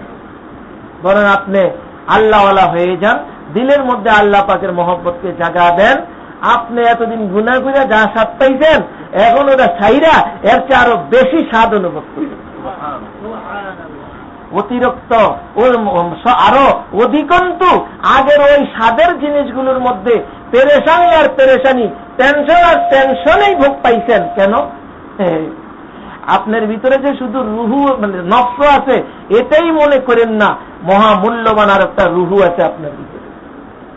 রুহের একটা তাকাজা আছে, একটা দাবি আছে, কি রুহে মাওলাকে চায়। বিষ্ণু আজ নাই চুহে কায়েত মিকুনাত, আজ জুদাই হাসে কায়েত মিকুনাত। আল্লাহ বিষ্ণু আজ নাই চুহে কায়েত মিকুনাদ, ওয়াজ জুদাই হাসে কায়েত মিকুনাত। সিরে মান আজ নালায়ে মান দূরে নিস, লেকে চশমো গোশেরা আনুরে নিস। আল্লাহ আল্লামা জালালউদ্দিন রুমি রহমতুল্লাহ আলাই তার ওই যে গ্রন্থ যেটার নাম মুসনবী রুমি, যেটাকে বলে ফার্সি ভাষায় কোরআন শরীফ, মানে কোরআনের হাকিকত এটাতে এভাবেই ব্যক্ত করা হয়েছে। আল্লাহ যেই রুমি রহমতুল্লাহ আলাই বলেছেন আল্লাহর কোরআনটা হইল খোদা দেখার আয়না, খোদা দেখার আয়না, যেটা আল্লাহ বড় দয়া করে তার মহব্বতের বন্দাদের কাছে পাঠাইছে যে তারা আল্লাহকে দেখার জন্য তো পাগল হয়ে যাবে, কোথায় আল্লাহকে দেখতে পাবে? নিজেকে দেখার জন্য যেরকম আয়না রাখে এইরকম এই কোরআন আল্লাহ দেখার জন্য আয়না হিসাবে পাঠাইছে। মুসনবী শরীফের সর্বপ্রথম শের এটা শুরুই করতে আছে, বিষ্ণু আজ নয় চুহে কায়েত মিকুনাদ ওয়াজ জুদাই হাসে কায়েত মিকুনাদ। মানুষকে বলতেছে তুমি কি একটু চিন্তা করছো, তুমি কি একটু গভীর মনোযোগ দিয়ে একটা কথা চিন্তা করছো কি তোমার ভিতরে একটা রুহ তো আছে, শুধু যে নফস আছে তা না, এটা কি আছে? রুহ আছে। তোমার ওই রুহের একটা আত্মনাদ আছে, রুহের একটা ফরিয়াদ আছে, রুহের একটা চাহিদা আছে। তুমি কি একটু মনোযোগ দিয়ে দেখছো তোমার রুহে কি চায়? একটু যদি তুমি মনোযোগ দাও তাহলে দেখতে পাবে তোমার রুহে একটা জিনিস চায়। বিষ্ণু আজ নয় চুহে কায়েত মিকুনাদ অজ জুদাই হাসে কায়েত মিকুনাদ। রুহে বলতেছে আমি আলো আলমে আরো আছে ছিলাম, আল্লাহ পাকের সান্নিধ্যে ছিলাম, দুনিয়াতে এসে পড়লাম, আল্লাহ থেকে বিচ্ছিন্ন হয়ে গেলাম। আর তুমি গুনার কাম করাইয়া করাইয়া শয়তানের ধোকায় নফসের ধোকায় পইরা তুমি গুনাহ করতেছো আর মাওলায়ে পাক থেকে দূরে সরতেছো, আমাকে দূরে সরাইয়া ফেলতেছো। মাওলায়ে পাক থেকে আমাকে এত বিচ্ছিন্ন করতেছো, এত বিচ্ছিন্ন করতেছো, এত বিচ্ছিন্ন করতেছো যেন ছোট একটা শিশুকে তার মা থেকে খালি দূরেই সরানো হইতেছে আর ওখানে চিৎকার দিতে আছে মা মা মা, কিন্তু কেউ এই আত্মনাদ শুনে না, তাকে নিয়েই যাওয়া হইতেছে দূরে। ঠিক রুহে আল্লাহ আল্লাহ ডাকতেছে, আল্লাহকে চাইতেছে, আল্লাহ থেকে দূরত্ব যেন বিন্দু পরিমাণ না বাড়ে বরং কমে আর কমে, এটাই চাইতেছে, কিন্তু কেউ সেদিকে কর্ণপাত করতেছে না। এজন্য রুহু কাঁদতেছে, এই রুহ আমার ভিতরেই আছে, এই রুহের এই যে অনুভূতি তার বিপরীত কাজ আমি করতেছি, এটাই টেনশন। হ্যাঁ, এজন্য যত দুনিয়ার মধ্যে মানুষ ভোগ বিলাই এটা সেটা অনেক কিছু হইতেছে, কিন্তু পেরেশানি বাড়তেছে না কমতেছে? ঘুম কমতেছে না বাড়তেছে? তো টেনশন বাড়তেছে না কমতেছে? বাড়তেছে। কেন? এজন্য আল্লাহ এজন্য যে শুনেন যে আল্লাহ আল্লাহর কাছে গেলে রুহের খোরাক পাওয়া যায়, রুহের খোরাক পাওয়া যায়, রুহের খোরাক পাওয়া যায়। তাহলে একটা নফসের খোরাক আছে আর একটা রুহের খোরাক আছে। নফসের খোরাক হইল গুনার যত সামান আছে এটি সব নফসের খোরাক, আর আল্লাহ পাকের মায়া মমতার কথা, দিন ধর্মের কথা, ইবাদত বন্দিগি, এগুলো সব কিসের খোরাক? রোহের খোরাক। মানুষের যখন মৃত্যুটা হয় তখন দেহের সংশ্লিষ্ট যা আছে সব এখানেই থাকে, শুধু চলে যায় কি? রুহটা চলে যায়, কষ্টটা অনুভব হয়। আপনার রুহটা চলে যায়, এজন্য কষ্টটা অনুভব। লেলিন আছে না, লেলিন কত বড় এক ব্যক্তি, এক ইজমের প্রতিষ্ঠাতা। লেলিন কত বিশাল ব্যক্তি, যাদের কাছে আল্লাহ খোদা নাই, এই নেই সেই নেই। লেলিন যখন মারা যায় মৃত্যু শয্যায় শায়িত, যেহেতু বহুত বিরাট বড় ব্যক্তি, এজন্য বিভিন্ন দেশের এবং তাদের যে মতাদর্শ এবং মতবাদ ওটা প্রতিষ্ঠার জন্য বিভিন্ন দেশে অনেক মানুষ জান পর্যন্ত দিয়ে ফেলছে, অনেক জায়গায় সেটা প্রতিষ্ঠিত হয়েছে, সমাজতন্ত্র। তো এখন সে যখন মারা যায় তার কাছে অনেক মানুষ বসা শিওরে, বড় বড় দার্শনিকরাও আছে। তখন তাকে দেখা গেল শেষ মুহূর্তে এসে সে বলতেছে আল্লাহ আল্লাহ আল্লাহ আল্লাহ আল্লাহ আল্লাহ আল্লাহ আল্লাহ আল্লাহ জিকির করা শুরু করছে।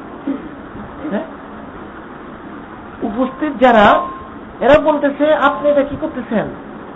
আপনি পুরা জিন্দেগি হইলে আল্লাহ বিরোধী ছিল, আপনি মানুষ আল্লাহকে বিশ্বাস করবে, ধর্ম নিয়ে চলবে, এটার ঘোর বিরোধী ছিলেন আপনি।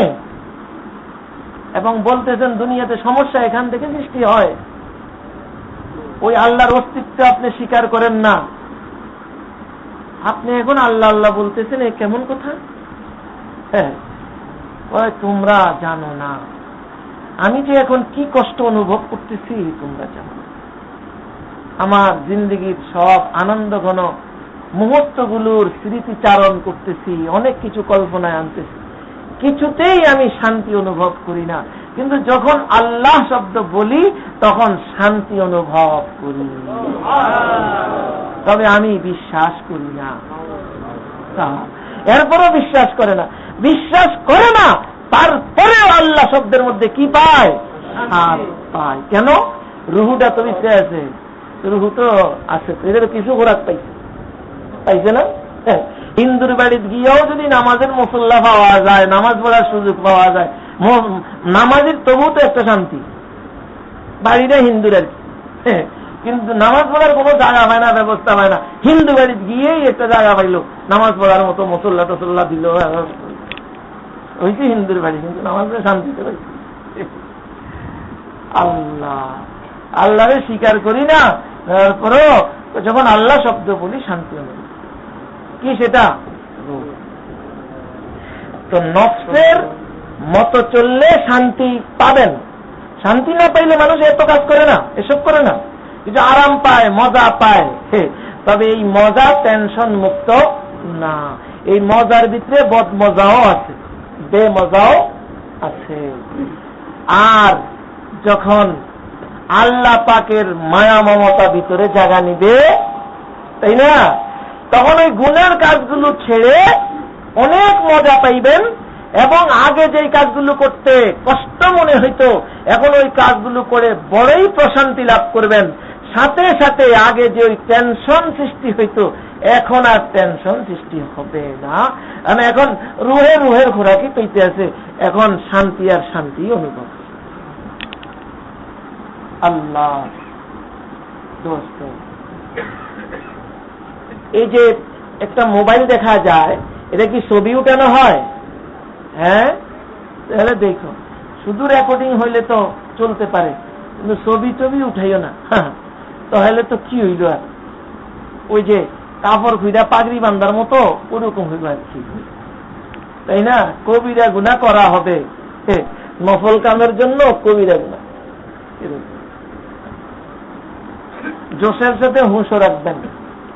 অনেক জায়গায় দেখা যায় এরকম জোশে, এমনকি আমলদার মানুষ, আমলি মানুষ, এমনকি একজন হুজুরকেও দেখছি আমি নিজে, আমি পাশে বসা, বয়ান হইতেছে, সব একদম ছবি টবি সব মোবাইল করতেছে, এরপরে আবার দেখাইতে আছে বয়ানের করতে। আমি কইছি পর্যন্ত, এটা কি করলেন আপনি? কি করলেন?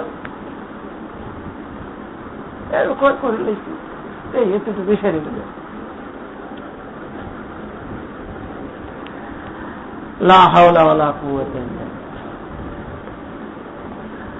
তো যাই হোক ভাই আমার, দেখার বিষয় হলো এখন সবাই দিলের দিকে তাকাই।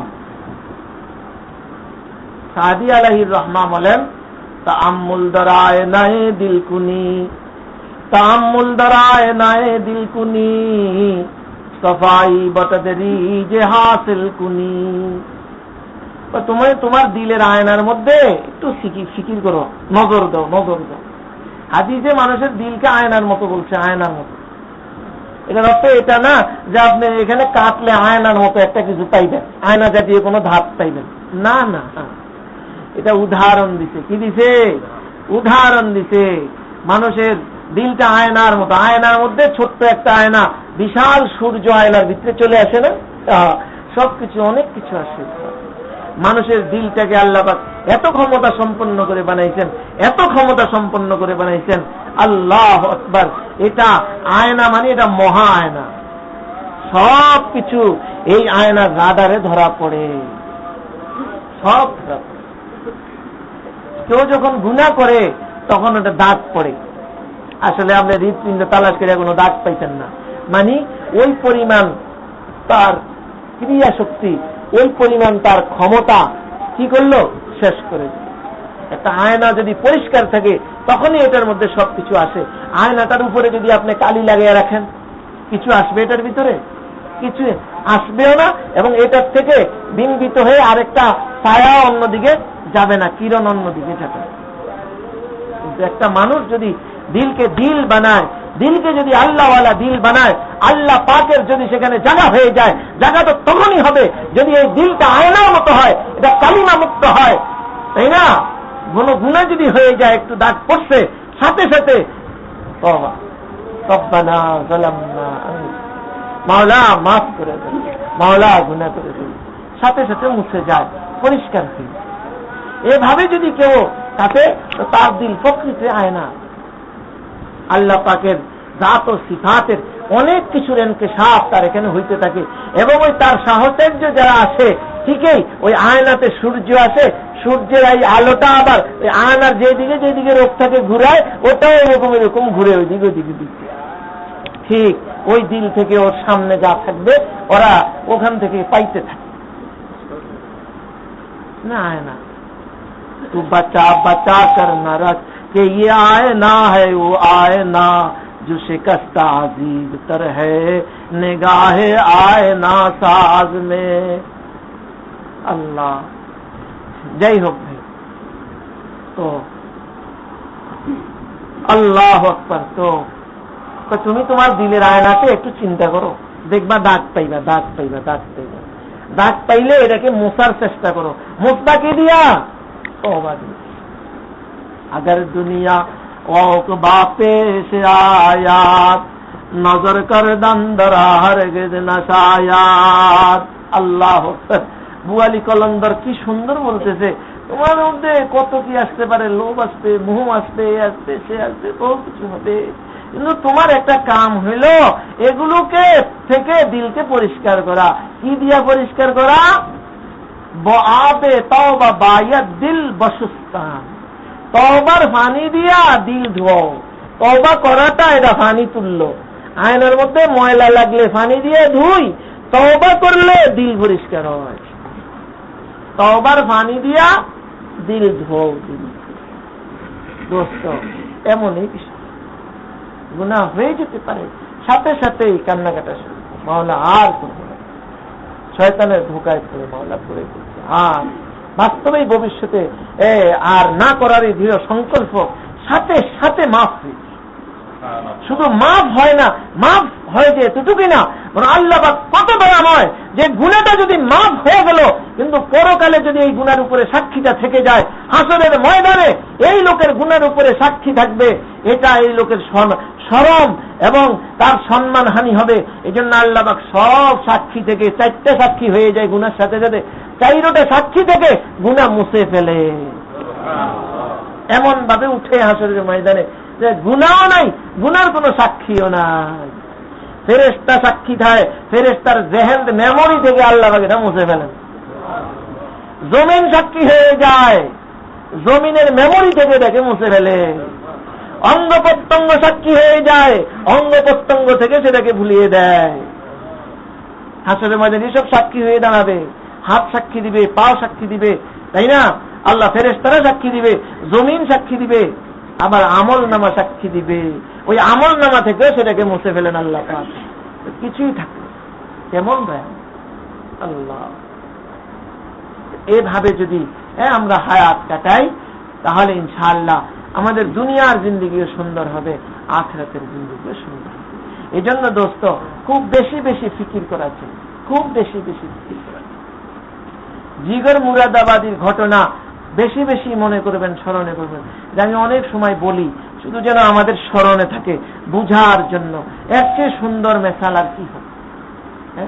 জিগর মুরাদাবাদী দৈনিক 2 বার মদ খাইত, অথচ ইসলামী বড় ব্যক্তিত্ব, বহুত বড় সুসাহিত্যিক। এবং জিগর মুরাদাবাদী এমন ব্যক্তি যে তার উপরে এখন থিসিস হয়, থিসিস, মানে বিশাল ব্যক্তি, যেরকম আল্লামা ইকবাল, আকবর এলাহাবাদী, মানে এরকম বড় ধরনের ইসলামী সুপণ্ডিত কে? জিগর মুরাদাবাদী। আল্লাহ, তার লেখা ইসলামের পক্ষে এত সুন্দর এক একজন পড়ে জজবা এসে যায়। কিন্তু অবস্থা হইল এরকম, আমলি ময়দানে তার অবস্থা হইল 2 বার মদ খায়। তো খুব 5 ওয়াক্ত নামাজি নাকি? 2 ওয়াক্তিয়া মদি, এমনি 5 ওয়াক্তিয়া নামাজি। হ্যাঁ, 1 ওয়াক্তিয়া মদিয়ে তো 5 ওয়াক্ত নামাজি হয় না, তাই না? দৈনিক 2 বার মদ খায়, নামাজ তো পড়তেই না। নাকি ইসলামের মূল্যবোধে ভরা, ইসলামের সপক্ষেই সে লেখে। এই অবস্থায় সফর করতেছে এখানে, সেও বড় ব্যক্তি, 1st ক্লাস, 10-এর 1st ক্লাস। ওই সময় আরেকজন তারা একসাথে লেখাপড়া করছিল, কর্মজীবনে এসে 2 জন ভাগ হয়ে গেছে, আর দেখা সাক্ষাৎ হয় না অনেকদিন পরে। আজিজুল হাসান, সেও সরকারি বহুত বড় দাদার বড় জিম্মাদার ব্যক্তি, বহুত বড় অফিসার। এখন সেও 1st ক্লাসে চলে, ও 1st ক্লাসে চলে। এবার একদিন 1st ক্লাসে একজন আরেকজনের লোকে দেখা। জিগর মুরাদাবাদী তো কলেজে যেরকম ছিল ওরকমই, আজিজুল হাসান অন্যরকম। যে এখানে দাঁড়িয়ে, মাথায় সুন্দর টুপি, পাগড়ি, জামা সুন্নতি,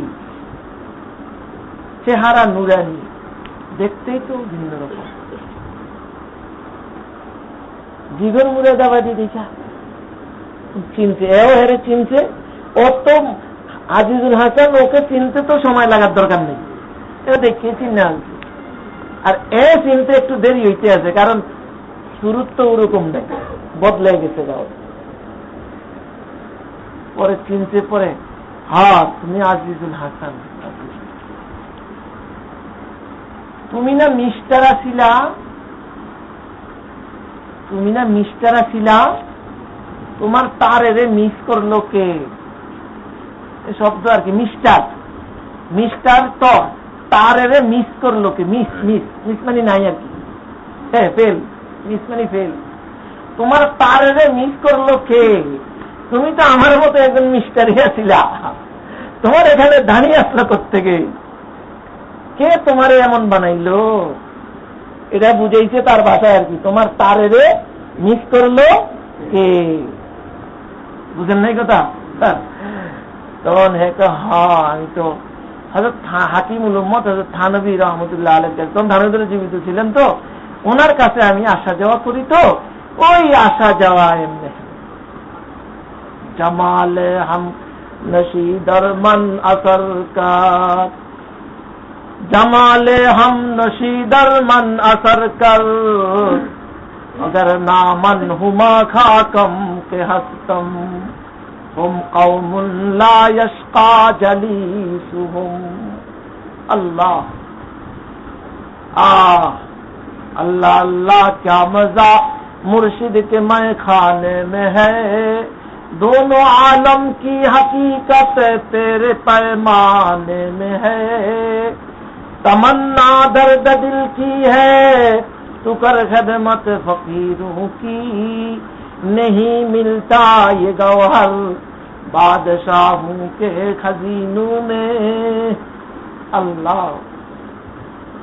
তো আজিজুল হাসান বলতেছে যে আমি তো এরকমই ছিলাম, বাকি হযরত থানভীর কাছে আসা যাওয়া করি, তো ওই আসা যাওয়ার বরকতে সহবতে এই আমার কেমনে কেমনে যে এমন হয়ে গেলাম, আমিও কিছু ইতিহাস তালাশ করে পাবো না, বাকি হয়ে গেল। এমন এক জিনিস এটা বাস্তব। আল্লাহু আকবার, কি জিনিস!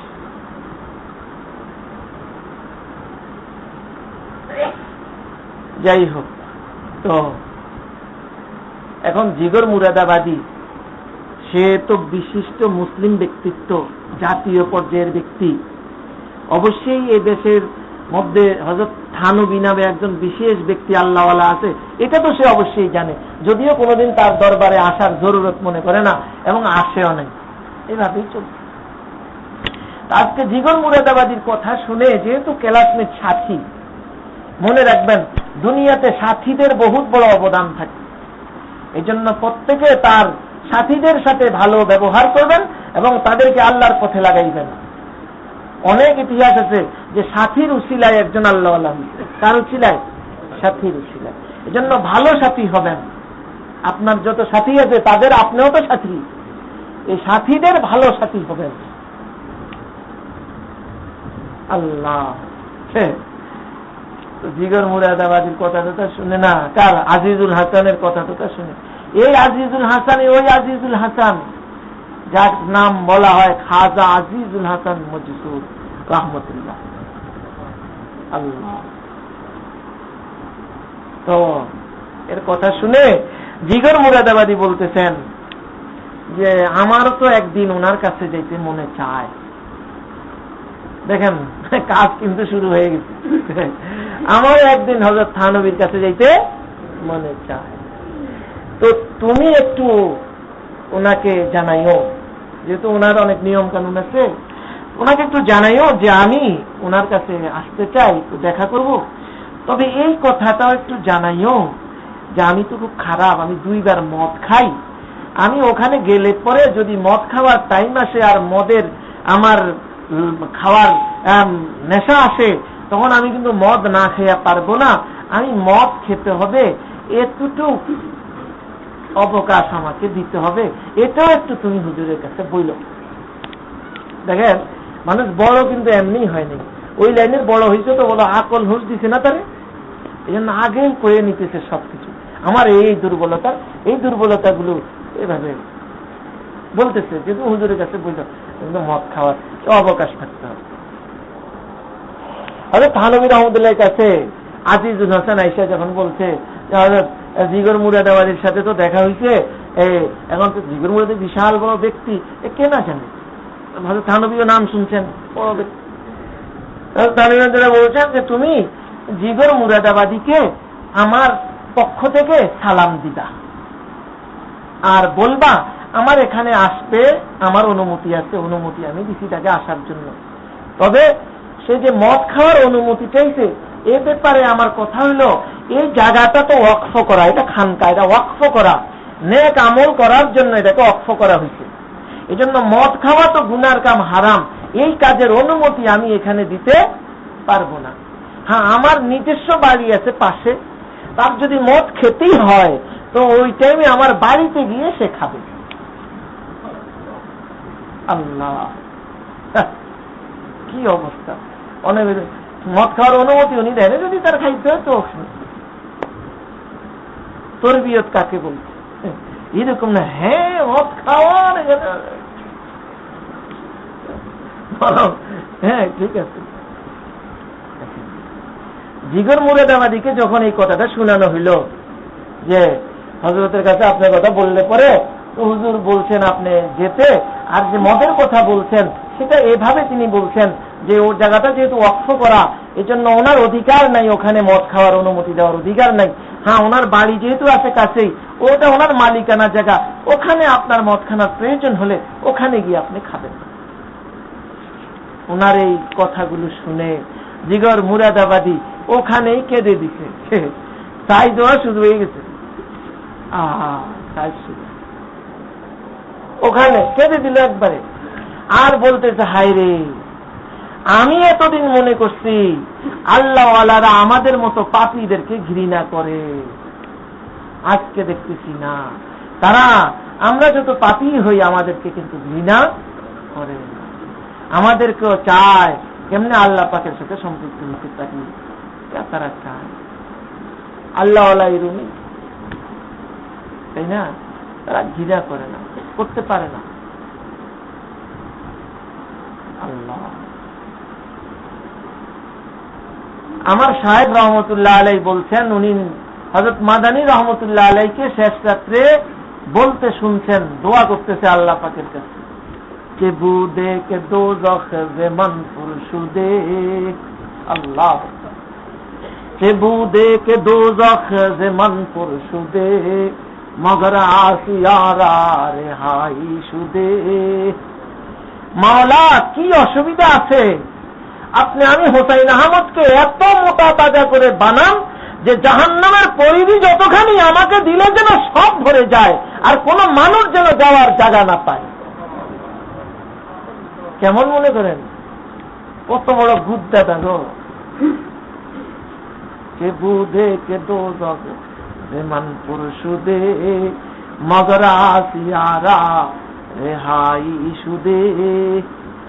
আল্লাহ আল্লাহর আরেক মুসলিম শরীফে ঘটনা আনছে, ওই যে এক আল্লাহর ওলি, সে এক জায়গায় গেছে, ওখানে দেখে মানুষগুলো সব বিপথে যেতে গেছে, একটা বেশ্যা মহিলা ওখানের মধ্যে বাসা বাঁধছে, আর ওই টাকার বিনিময়ে এরকম সে সুযোগ দেয়, সময় দেয়, এইভাবে ধ্বংস হয়ে যাবে। সে কৌশল অবলম্বন করছে, কিভাবে কি করবে, কিভাবে কি করবে। লোক মারফতে ওই মহিলার সাথে চুক্তি করছে, টাকা দিয়ে, কত টাকা, এত টাকা, ঠিক আছে নাও। সেখানে যাবে, এক কাপড় চোপড় লইয়া, মশল্লা লইয়া, নামাজের কাপড় লইয়া গেছে। ওখানে গিয়া এই মহিলা পর্দার আলাদা হয়তো কথাবার্তা বলছে, তুমি তো এখন আমার, হ্যাঁ ঠিক আছে, গোসল করো, জানাজা বিছে, মশল্লা বিছিয়া, কাপড় মেলা মেরে দিছে, কাপড় পরো, কাপড় ফিরা নামাজে দাঁড়াও, নামাজ পড়ো। তুমি তো, আমি টাকা দিছি, আমার কথা শুনবি, তুমি দাঁড়াও। ওদিক দিয়ে ওরে দাঁড়া করে দিয়া নিজে তলাতুল হাজত ফইরা আল্লাহর কাছে হাত উড়িয়া দোয়া করবে। हर के कारम बूद आखिर कर दमाश, हर के कारम बूद आखिर कर दमाश, अज़ना सोए नमाजा वर दमाश, पसरु जो है कल्बे ही कारे तुरा, कल्बहा कल्लिब तुफैले मुस्तफा। আল্লাহর কাছে কান, মাওলা আমার যদ্দুর সাধ্য ছিল ওদ্দুর আমি করছি। মাওলা তার দিল আমার হাতে না, তার দিল আপনার হাতে। মাওলা তার দিলের মধ্যে শয়তানের রাজত্ব তার দিল থেকে বের করে দিয়ে আপনার রাজত্ব তার দিলে বসাইয়া দেন। মাওলা তার দিলটাকে আপনি পাল্টাইয়া দেন, মুহাম্মদুর রাসূলুল্লাহর উসিলায় তার দিলটাকে পাল্টাইয়া দেন। আল্লাহ কেমন অবস্থা! তো জিগর মুরাদাবাদী তো কেনে দিছে, অথচ হয়ে কি সহজে কাম না হে। আল্লাহ ভাবলে আমি মনে করছি এরা আমাদের মতো পার্টিদেরকে ঘৃণা করে, আল্লাহ তো ঠিক আছে যায়। থানভী রহমতুল্লাহ ওখানে গেছে, দেখা করছে, 3 দিন থাকবে সেখানে, পরিবেশে থাকবে। পরিবেশের একটা বিশাল আসর আছে, বিশাল আসর। আমাদের দারুল দেওবন্দের মুহতামিম আল্লামা কারি তৈয়ব রহমতুল্লাহ আলাইহি 52 বছর মুহতামিম ছিলেন। কত বছর? 22 বছর বয়সে মুহতামিমি শুরু করছেন। ওনারে মুহতামিম বানাইব দিকে ফল হয়ে গেছে। থানভী রহমতুল্লাহ ওখানে গিয়া খানকায় জিকির শুরু করে দিচ্ছে, খানকায় ভর্তি হয়ে গেছে। দেওবন্দের মুরব্বীরা হিয়ানো গিয়ে উপস্থিত। থানভী বলছেন যে ওরে দিয়ে দেন। ওনারা দেখছে যে এটা যে একটা জাওহার, যদিও বয়স 22 কিন্তু বিশাল জাওহারের ভিতরে। আল্লাহ বিশাল। থানভী রহমতুল্লাহ কত বছর? 52 বছর। দারুল দেওবন্দের উরুজ বলতে যেটা বাহ্যিক উরুজ বা সেই নিয়ম তান্ত্রিক সবকিছু ওনার মাধ্যমে, ওনার দ্বারা। উনি মুহতামিম। ওই সময় হযরত মাদানী রহমতুল্লাহ আলাইহি সেখানকার ওস্তাদ, প্রিন্সিপাল কে? কারি তৈয়ব রহমান। মাদানী রহমতুল্লাহ আলাইহি তিরমিজি পড়াইতেন, পরে এসে বুখারীও পড়াইতেন। বুখারী পড়ে আমগো দেশের যত বড় বড় বুজুর্গ এই সব ওনাগো ছাত্র। এই যে হাদাজানি মুহতামিম সব মাদানী রহমতুল্লাহ খলিফা। এই যে আপনার মাদানীনগরের হযরত আল্লামা ইদ্রিস সাহেব রহমতুল্লাহ আলাইহি, উনিও হযরত মাদানী খলিফা। ওই কারি তৈয়ব সাহেবের ইহতেমামের জমানায় আমগো ফরিদাবাদের মুহাদ্দিস সাহেব রহমতুল্লাহ আলাইহি সব এমন। তো যে উনার কথা হইল, উনি একটা কেউ যদি দারুল দেওবন্দের সদর গেট দিয়ে ঢুকে মেরাজ গেট দিয়ে বের হয়ে যায় বা মাদানী গেট দিয়ে বের হয়ে যায়। মানে দারুল দেওবন্দে এরকম চতুর্দিক দিয়ে দালান, মাঝখানে ফাঁকা, মাঝখানে আবার বিভিন্ন ভবন আছে, আছে এরকম চারদিকে 4টা গেট আছে, চারদিকে 4টা, সদর গেট, মাদানী গেট, তারপরে মেরাজ গেট, আর এটি ছিল বাবু জাহের। বাবু জাহের ওই যে জাহের শাহ আফগানিস্তানের, সে করে দিছিল তার প্রথম যুগের, এই হিসাবে ওটার নাম দিচ্ছে বাবু জাহের।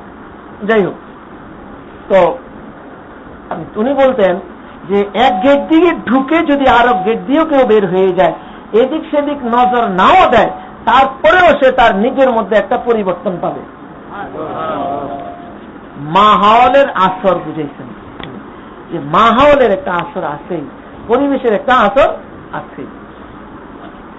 তো জিগর মুরাদাবাদী থানভী রহমতুল্লাহ ওখানে গেছেন,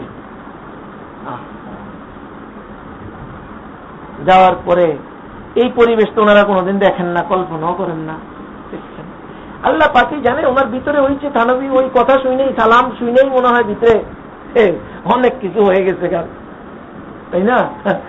অপারেশনের রুগী টের পায় না যে তার অপারেশন করে, কিন্তু ভিতরে কি হয়ে যায়, অপারেশন হয়ে যায়, টের পায়।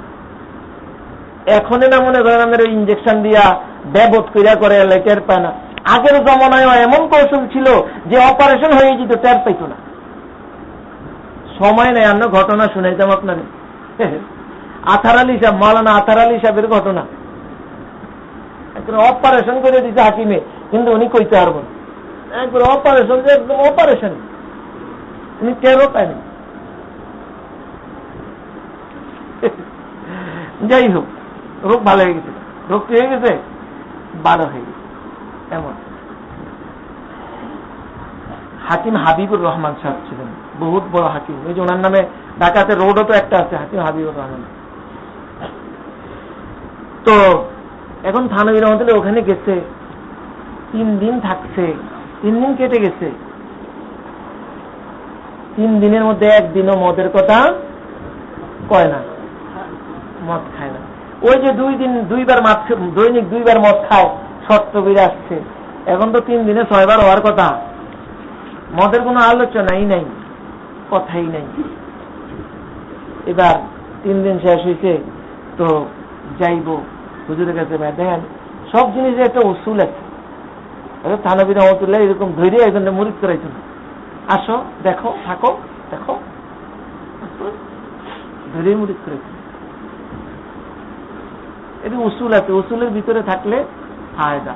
এখন তো যে জিয়ানো ভাই হাত লাগাই, আমার কাছে অনেক হুজুর মুড়ি দিতে হয়েছে, আমি ভালো না মন্দ, তোমার মনের লগে আমার মনের মিল বুঝি, আমি কোনো একটা, তোমার মনে যাইবা আরেকটা, কি হয়েছে, মানে যে তবিয়তেরও মিলন লাগে, তারপরে ফায়দা পাওয়া যায়। আর না কি হয় না, ফায়দা হয় না, ফায়দা কম। এটা হলো উসুল। উসুলের ভিতরে থাকলে ফায়দা বেশি, বুঝা দরকার, চিনা দরকার। তারপরে এবং এই তরিকার আবার বেয়াদবিও করেন, যে এখানে মুড়ি দিয়েছি আমার ভাল লাগে না, আমার হালাত শুনাইতে হারি না, এত মানুষ, তো সন্ধানই পাই না, একটু সময় পাওয়া যায় না, এবার মুড়ি দিতে কইছে, এটা বুঝি মুড়ি দিতে। এখন তো হুজুর এত ভিড়, এত কাজ কর্ম, এখন তো আমি আমার হালাত শুনাবো হুজুর, যে তো হুজুর চিকিৎসা দিব, তো আমার রোগ ভালো হইব। এক একজনের এক এক রোগ না, কলমের 1000 রোগ। এইভাবে চিঠি লেখো, হুজুর যদি অনুমতি দেয় তারপরে বায়াত দিতে পারবা, আর না বায়াত কোনো দরকার ছিল এটি। কারণ চিঠি দিলে অনেক সময় হুজুরের মনে কষ্ট তো দিতে পারে, তাকে আমগো আকাবেররা এইরকম না, মনে কষ্ট রাখে না। এটা মনেকে চিঠি দিতে, অনেকের কাছে খুব সুন্দর ভাবে জবাব দিয়ে দিচ্ছে, আমার ওই জবাব নিয়ে আমার কাছে আইছে এরকম। যাই হোক, এটা বলতেছি যে আসল তরতিব থানভী রহমতুল্লাহ এখানে এসব নিজাম ছিল, অর্থাৎ মাদানী রহমতুল্লাহ ওখানে এসব নিজাম ছিল, খুব মুনাজ্জাম বিষয় ছিল। এখন এগুলো কিচ্ছু নেই, সব এলোমেলো হয়ে যেতে।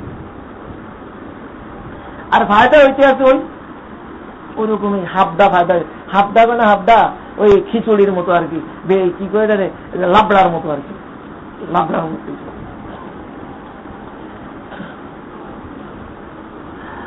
আল্লাহ, একজন সাধারণ মানুষদের জন্য হয়তো বা ঠিক আছে, একটা লাইন ধরে থাকলো গোমরা না হয়ে যায়, কিন্তু যারা আলেম, যারা বুঝে দিন এবং এই বিষয়গুলো বুঝে, তারাও কেন না বুঝা এভাবে ইয়া হবে, আবার পরে পস্তানি কেন? এসব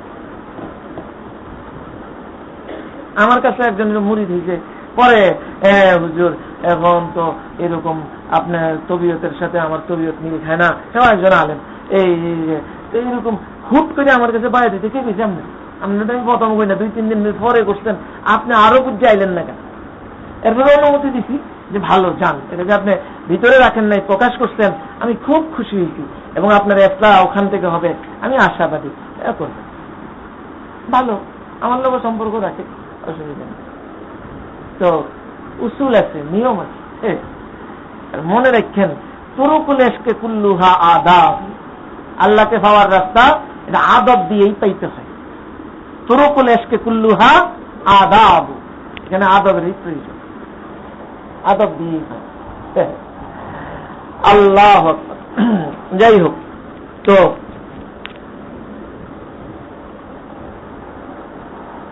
3 দিন থাকছে, থাকার পরে তার যা বুঝ হওয়ার ভিতরে যা চার্জ হওয়ার তো হয়েছে, এখন হুজুরের কাছে দেখা করে বিদায় নিয়ে যাবে, গিয়া বলল হুজুরের কাছে, হুজুর আমি আপনার কাছে বায়াত পেতে চাই। বায়াত করলেন, হুজুর আমি আপনার কাছে দোয়া চাই, আমি যেন দাঁড়িয়ে রাখতে পারি। হুজুর আমি যেন মদ থাকতে পারি, দোয়া চেয়ে, যদি দৈনিক 2 বার মদ খাই না, আমি যেন মদ থাকতে পারি। আল্লাহ, হুজুর আমি যেন হজ করতে পারি। সব দোয়া আল্লাহ পাক কবুল করছেন। আচ্ছা, এখান থেকে চলে আসছে, বাড়িতে চলে আসছে, 3 ঢাকার পর থানবী ওখান থেকে আইসা বাড়িতে আসছে, চলতেছে ভালোই, সবকিছু চলতেছে। বাকি হালাতে তো পরিবর্তন, আগে নামাজ পড়তো না, এখন নামাজ পড়ে, আগে মদ খাইতো এখন খায় না, এইসব পরিবর্তন তো আছে। হ্যাঁ, কয়দিন পরে হঠাৎ অসুস্থ হয়ে পড়ছে। কি হয়ে পড়ছে? অসুস্থ, রুগ্ন তো রুগ্ন, একবারে মহারুগ্ন হয়ে পড়ছে, মরণাপন্ন অবস্থা। যেহেতু জাতীয় পর্যায়ের ব্যক্তি, তাই না, সরকারি ভাবেই অনেক ডাক্তারের ইন্তজাম করা হইলো, আসলো, বোর্ড বসলো, ওনার ব্যাপারে সিদ্ধান্ত নিল যে রোগ ধরা পড়ছে। রোগ কি? ওনার রোগটা হইল, উনি যে মদ খাইতেন এবং অনেক দিন যাবতে তিনি মদে অভ্যস্ত এবং দৈনিক 2 বার মদ খাইতেন, জন্য ওনার শরীরের প্রতিটি কোষে কোষে মদ খাওয়ার, মদের যে একটা ক্রিয়া বা একটা কিছু, এই জিনিসটা আছে, ছিল। হঠাৎ করে যখন মদ খানা ছেড়ে দিচ্ছেন, এই জন্য এটার একটা রিয়াকশন দেখা দিছে, যার কারণে ওনার পুরা শরীরের সব অঙ্গ প্রত্যঙ্গের সব কিছুর নিজাম এখন ধ্বংস হওয়ার পথে, ধ্বংস হয়ে যেতে ওই রিয়াকশন। এটার কারণে তিনি অসুস্থ। এই তো চিকিৎসা কি? চিকিৎসা কিচ্ছু না, উনি আবার মদ খানা শুরু করবেন, মদ খেতে থাকবেন, ভালো হয়ে যাবেন। এরপরে যদি ছাড়তে মনে করে মদ, তাহলে ছাড়বেন কিভাবে? এভাবে হঠাৎই ছাড়বেন না, বরং প্রথম 1 বার খাবেন, 1 বার খাবেন না, কয়েকদিন পর 1 দিন খাইবেন, আর 1 দিন খাইবেন না, কয়েকদিন পর 1 দিন খাইবেন, 2 দিন খাবেন না, এরপর কয়েকদিন পর 1 দিন খাইবেন, 3 দিন খাইবেন না। এইভাবে কমে আনতে আনতে আনতে আনতে একটা অবস্থায় সপ্তাহে 1 দিন খাইব, 2 সপ্তাহ পর 1 দিন খাইব। আস্তে আস্তে এমন একটা সময় এমনিতে আসবে যে আর কোনো সমস্যা হবে না, কিন্তু এখন খাইতে হবে। সিদ্ধান্ত নিয়ে এখন ওনাকে গিয়ে সিদ্ধান্ত শুনাইতে আছে, হে স্যার রোগ হইল এই কারণে আপনার এই অসুবিধা। এখন চিকিৎসা, ওই চিকিৎসা হইলো আমার মদ খাইতে হবে। আচ্ছা, আমি যদি মদ খাই, তাহলে যদি আমি পুনরায় বেঁচে জীবন ফিরত পাই, কতদিন বাঁচব?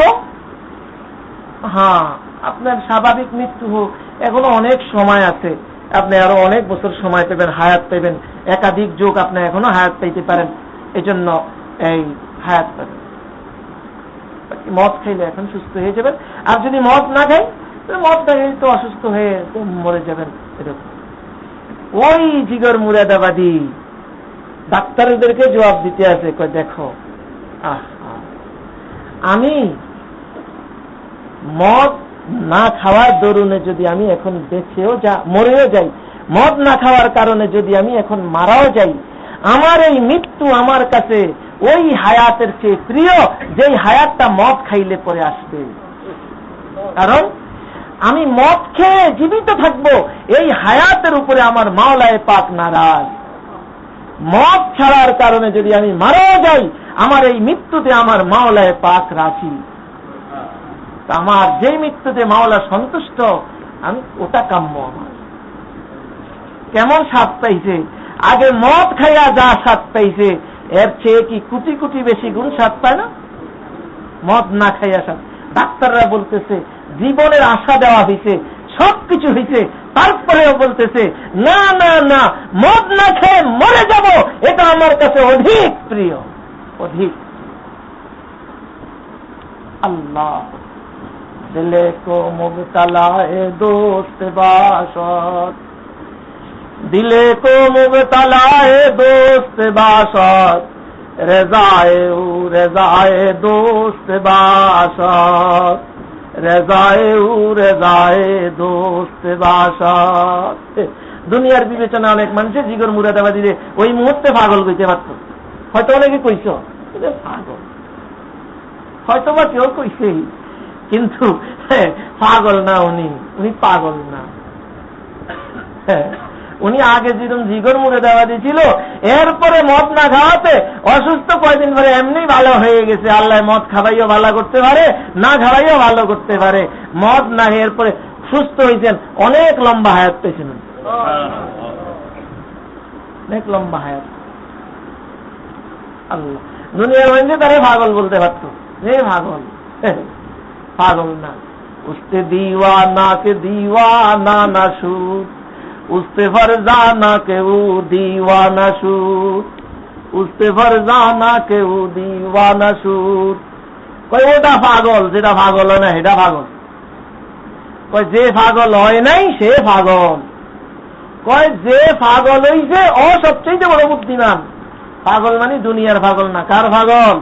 মাওলায়ে পাকের পাগল, মাওলায়ে পাকের পাগল। উস্তে দিওয়ানা কে দিওয়ানা না সুদ, উস্তে ফরজানা কে উ দিওয়ানা সুদ।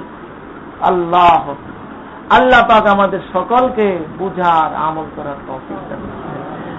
আপনি সানাউল্লাহ ব্যারিস্টার নাম শুনে থাকছেন মনে হয় অনেকে, হ্যাঁ কইতো মানুষে বলে সানাউল্লাহ পাগল হয়েছে, পাগল হয়েছে। সানাউল্লাহ পাগল হয় নাই, সানাউল্লাহ সত্যের সন্ধান পেয়েছে, ব্যারিস্টার ছিল। আল্লাহ আল্লাহ আল্লাহ হয়ে দুনিয়া থেকে গেছে। তো আগের হালাতটা বদলে গেছে না অনেক কিছু, পাগল টাগল হয়ে গেছে। হ্যাঁ কইতো তোমরা পাগল হয়েছি, আমি পাগল না বুদ্ধিমান হয়েছি এটা আমি না জানি। আগে আমি সত্যের সন্ধান পাইছিলাম না, এখন আমি সত্যের সন্ধান পাইছি, এতটুক বেশ কম। আল্লাহ আল্লাহ তাআলা আমাদের সকলকে বুঝার আমল করার তৌফিক দান করেন। দুরূদ শরীফ পড়ি। আল্লাহুম্মা সাল্লি আলা মুহাম্মাদ ওয়া আলা আলি মুহাম্মাদ কামা সাল্লাইতা আলা ইব্রাহিম ওয়া আলা আলি ইব্রাহিম ইন্নাকা হামিদুম মাজিদ। আলহামদুলিল্লাহি রাব্বিল আলামিন ওয়াসসালাতু ওয়াসসালামু আলা আশরাফিল আমবিয়া'i ওয়াল মুরসালিন ওয়া আলা আলিহি ওয়া আসহাবিহি আজমাইন। আল্লাহুম্মা লা উহসি সানা'আন আলাইকা আনতা কামা আসনাইতা আলা নাফসিক। ربنا ظلمنا أنفسنا وإن لم تغفر لنا وترحمنا لنكونن من الخاسرين. ربنا فاغفر لنا ذنوبنا وكفر عنا سيئاتنا وتوفنا مع الأبرار. يا حي يا قيوم برحمتك نستغيث أصلح لنا شأننا كله ولا تكلنا إلى أنفسنا طرفة عين.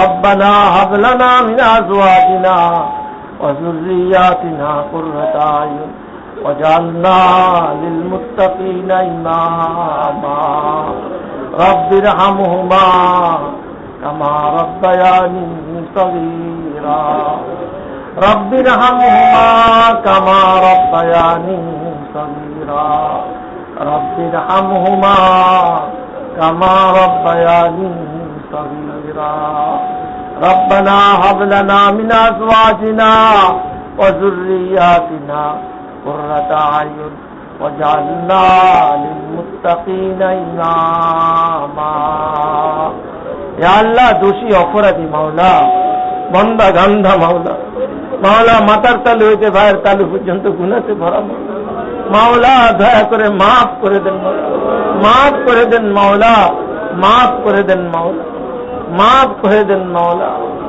बेगुनाह ना गुज़श्ते बर मासाते बाहुजूरे दिल न कर दम साते बाहुजूरे दिल न कर दम साते आजिज़ी हम जुर्महा कर दावसे निसे मारा गैर तू दी घर कसे माওলা गुनार बोझा निये आपनार दरबारे उपस्थित हয়েছে মাওলা আপনার দরবারের শান মোতাবেক কিছুই নাই মাওলা আমাদের মাওলা কিছুই নাই মাওলা নামাজ পড়ি যাই তাও মাওলা হুজুরি কলবের সাথে হইতেছে না মাওলা আপনার দরবারের ছায়া নিশান কিছুই করতে পারছি মাওলা গুনাহ ছাড়া কিছুই নাই মাওলা মাওলা দয়া করে মাফ করে দেন মাফ করে দেন माफ कर दे घर से यार अब हम सरापा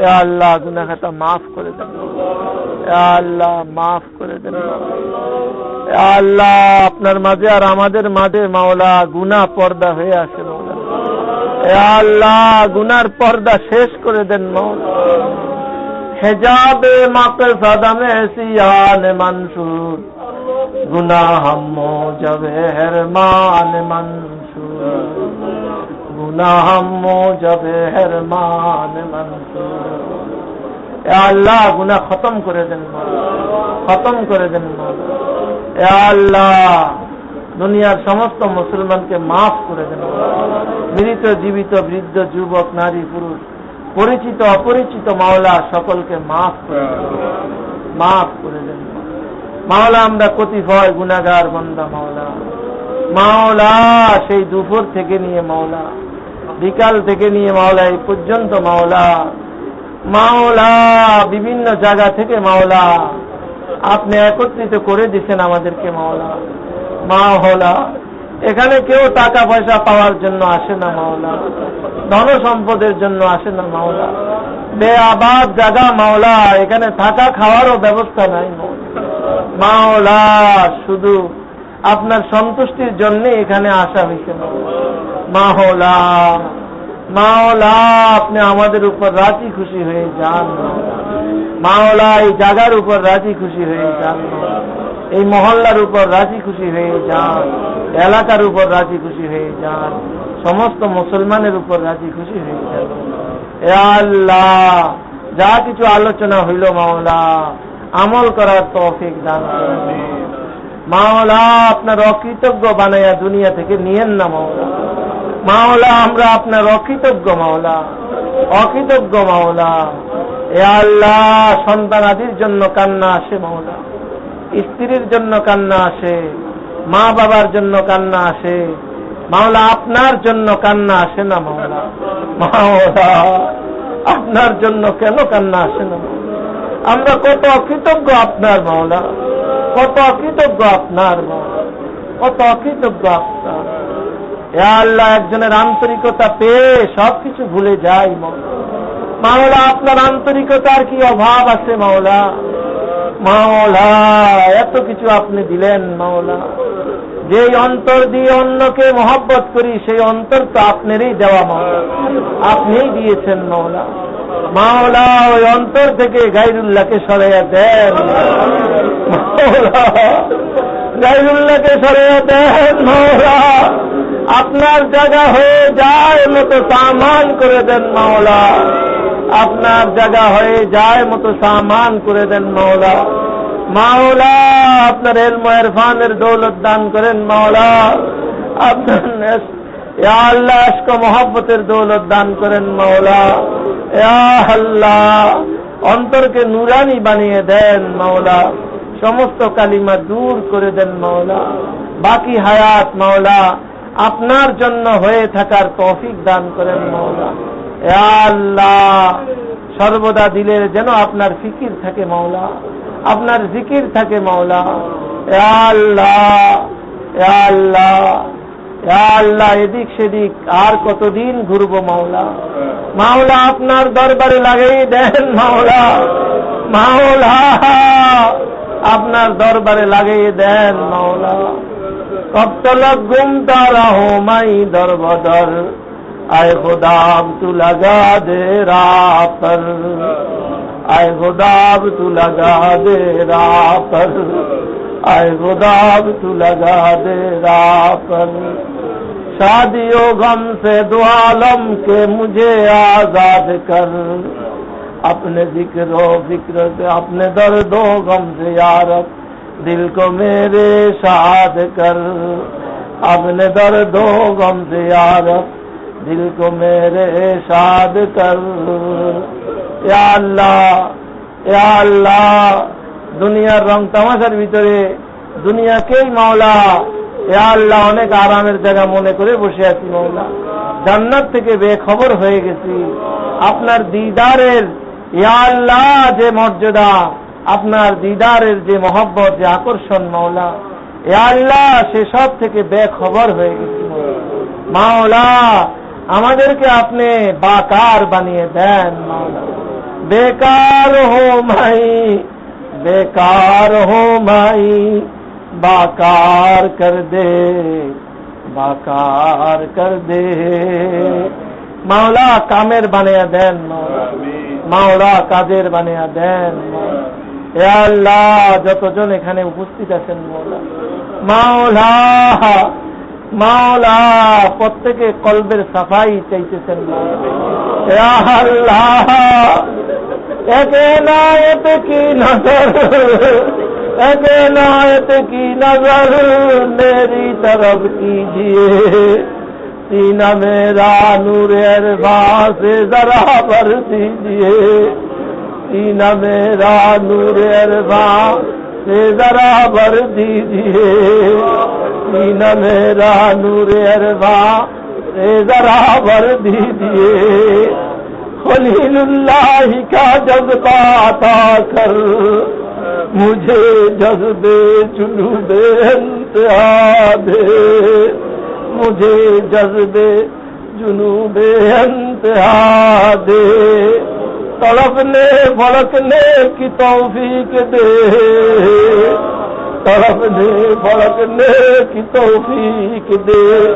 दिले मुर्तजा सूज सिद्दीक दे, दिले मुर्तजा सूज सिद्दीक दे। मुझे उल्फत हो यारान नबी की, इलाही मुझको हुब्बे मुस्तफा दे, इलाही मुझको हुब्बे मुस्तफा दे। जिसे चाहे तुझे दुनिया की दौलत, हमें मस्ते मोहब्बत कर खुदाया। जिसे चाहे तुझे दुनिया की रिफात, हमें मस्ते मदीना कर खुदाया।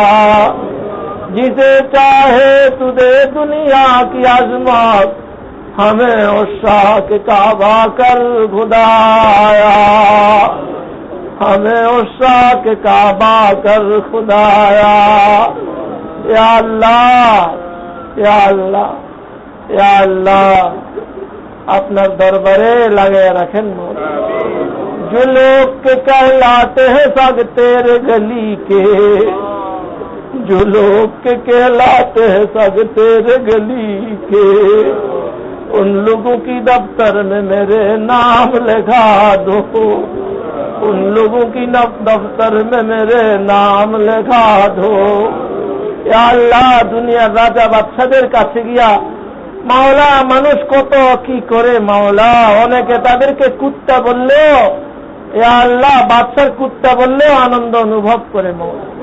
মাওলা আমরা আপনার দরবারের কুত্তা হইতাম চাই মাওলা। বিধর্মীরা যদি আমাদেরকে আপনার কুত্তা বলে মাওলা আমাদের কাছে খুশি লাগবে মাওলা। মাওলা সত্যিকারের মাওলা আপনার দরবারের কুত্তা হওয়ার তৌফিক দান করুন। ইয়া আল্লাহ দুনিয়ার কুত্তা বানান না মাওলা, মাওলা আপনার দরবারের কুত্তা বানান মাওলা। কুত্তার বৈশিষ্ট্য হইল মাওলা সে সব সময় তালাশ করে মাওলা, রাত্রেও তালাশ করে দিনেও তালাশ করে মাওলা। আপনার দরবারের কুত্তা বানান মাওলা, আপনাকে 24 ঘন্টা যেন তালাশ করতে পারি মাওলা সে তৌফিক দান করেন।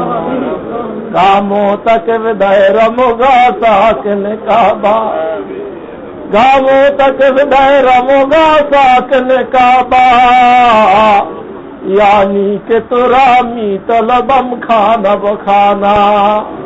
ইয়া আল্লাহ মসজিদে গিয়েও যেন শুধু আপনাকেই তালাশ করি মাওলা, ঘরে গিয়েও যেন শুধু আপনাকেই তালাশ করি মাওলা, মাদ্রাসায় গিয়েও যেন শুধু আপনাকেই তালাশ করি মাওলা, ব্যবসা বাণিজ্যের মধ্যে গিয়েও যেন শুধু আপনাকেই তালাশ করি মাওলা। ইয়া আল্লাহ কিতাব পড়ানির মধ্যে যেন শুধু আপনাকেই তালাশ করি মাওলা। মাওলা সব জায়গায় যেন শুধু আপনাকেই তালাশ করি মাওলা। মাওলা মাওলা আপনার দরবারের মাওলা এরকম তালেব বানিয়ে দেন মাওলা। মাওলা এই জায়গাগুলোকে কবুল করেন মাওলা, কবুল মঞ্জুর করেন মাওলা। উলুমে জাহেরা উলুমে বাতেনার মার্কাজ বানিয়ে দেন মাওলা। ইয়া আল্লাহ সাহমান করে দেন মাওলা। ইয়া আল্লাহ যারা এখানে এখন আছে মাওলা অস্থায়ী ভাবে আছে মাওলা তাদেরও মুস্তাকবিল ভালো করে দেন মাওলা। ইয়া আল্লাহ তাদের কপালও খুলে দেন মাওলা। ইয়া আল্লাহ আলেমে হক্কানি রব্বানি হিসাবে দ্বীনের সচ্চা খাদেম হিসাবে ইয়া আল্লাহ তাদেরকে কবুল মঞ্জুর করেন মাওলা। ইয়া আল্লাহ এখানে যাদের নিয়ে মাওলা লেখাপড়ার চেয়ে ইয়া আল্লাহ আগ্রাজ ও মাকাসিদ মাওলা উলামাদের অন্তরে আছে মাওলা, সে আগ্রাজ ও মাকাসিদের মধ্যে ভরপুর কামিয়াবি দান করেন মাওলা, भरपूर कामयाबी दान करें मौला। तू है मोहिते बेकारा, तू है मोहिते बेकारा और मैं जरा सा आबजू, या मुझे बेकिनार कर या मुझे हम किनार कर, या मुझे बेकिनार कर या मुझे हम किनार कर। আল্লাহ যতজন দোয়া চেয়েছেন মাওলা নেক মাকাসিদ পুরা করে দেন মাওলা। মাওলা অভাবের অভাব দূর করে দেন মাওলা। কোন মুসলমানকে এমন অভাব দিয়েন না মাওলা যে অভাবের কারণে মাওলা তার ঈমান আমল খতরার মধ্যে চলে আসবে মাওলা। মাওলা মাওলা হেফাজত করেন মাওলা। আপনার হাবিব বলেছেন কাদাল বাকরাইয়া কোনা কুফরা মাওলা। মাওলা এমন পর্যায় থেকে মাওলা প্রতিটি ইমানদারকে হেফাজত করেন মাওলা। মাওলা আমরা কমজোর মুসলমান মাওলা, কমজোর মুসলমান মাওলা, কমজোরি সীমা নাই মাওলা। শুধু একটা আশা আছে মাওলা আপনার হাবিবকে রাসূল বলে দাবি করি মাওলা, আপনার হাবিবের উম্মত মাওলা। हमने कहे या बात है आखिर है तुम्हारे, हमने कहे या बात है आखिर है। निस्बत तो बहुत अच्छी है अगर हाल बुरा है, निस्बत तो बहुत अच्छी है अगर हाल बुरा है। या अल्लाह অসহনীয় রোগ থেকে হেফাজত করেন মাওলা। ইয়া আল্লাহ যা সামলানোর ক্ষমতা আমাদের নাই মাওলা। মাওলা এমন পেরেশানি জামান থেকে হেফাজত করেন মাওলা। আমরা কমজোর মানুষ মাওলা, আমাদের থেকে সাহাবীদের মতো পরীক্ষা নিয়েন না। আমরা কমজোর মানুষ মাওলা, আমাদের থেকে মাওলা আবু হানিফার মতো আবু ইউসুফ রহমতুল্লাহর মতো পরীক্ষা নিয়েন না মাওলা। জুনায়েদ বাগদাদির মতো পরীক্ষা নিয়েন না মাওলা, আব্দুল কাদের জিলানীর মতো পরীক্ষা নিয়েন না মাওলা। আমরা নিতান্তই কমজোর মাওলা, আমরা মুরব্বী শূন্য মাওলা, রাবার শূন্য মাওলা।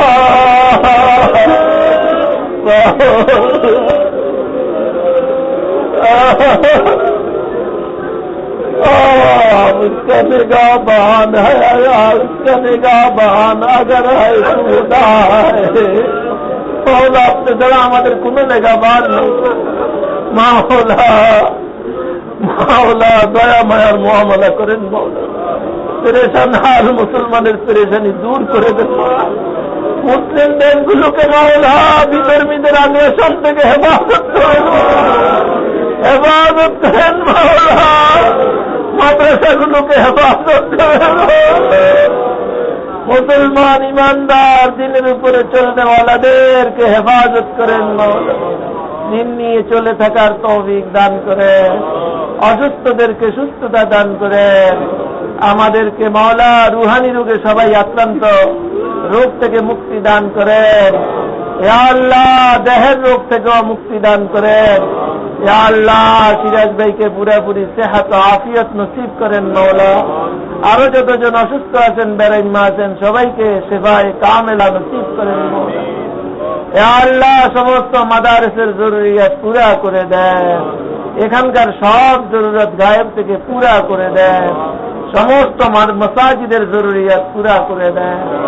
ইয়া আল্লাহ চুয়া মাদ্রাসার মসজিদের কাজ সুসম্পন্ন করে দেন, গায়েব থেকে সামান করে দেন মাওলা। ইয়া আল্লাহ কাজ বন্ধ করেন না মাওলা, চূড়ান্ত পর্যন্ত পৌঁছে দেওয়ার সামান করে দেন মাওলা, পৌঁছে নেন মাওলা। ফরিদাবাদ মাদ্রাসার মসজিদের মাওলা ইয়া আল্লাহ জরুরিয়াত পুরা করে দেন মাওলা, গায়েব থেকে সামান করেন মাওলা। অনেক প্রয়োজন মাওলা, অনেক সামানাধিক প্রয়োজন মাওলা। ইয়া আল্লাহ অনেক টাকা গরিব প্রয়োজন মাওলা। ইয়া আল্লাহ আপনার খাজানা ভরপুর মাওলা, যেভাবে আমরা চাইলে পাবো মাওলা সেভাবে সওয়াব তৌফিক দান করুন। ইয়া আল্লাহ আপনার হাবিব হযরত মুহাম্মদ মুস্তাফা সাল্লাল্লাহু আলাইহি ওয়াসাল্লামের তোফাইলে দোয়া কবুল ও মঞ্জুর করেন। সাল্লাল্লাহু তাআলা আলা খায়রি খালকি মুহাম্মাদিন ওয়া আলিহি বিরহমাতিকা ইয়া আরহামার রাহিমিন।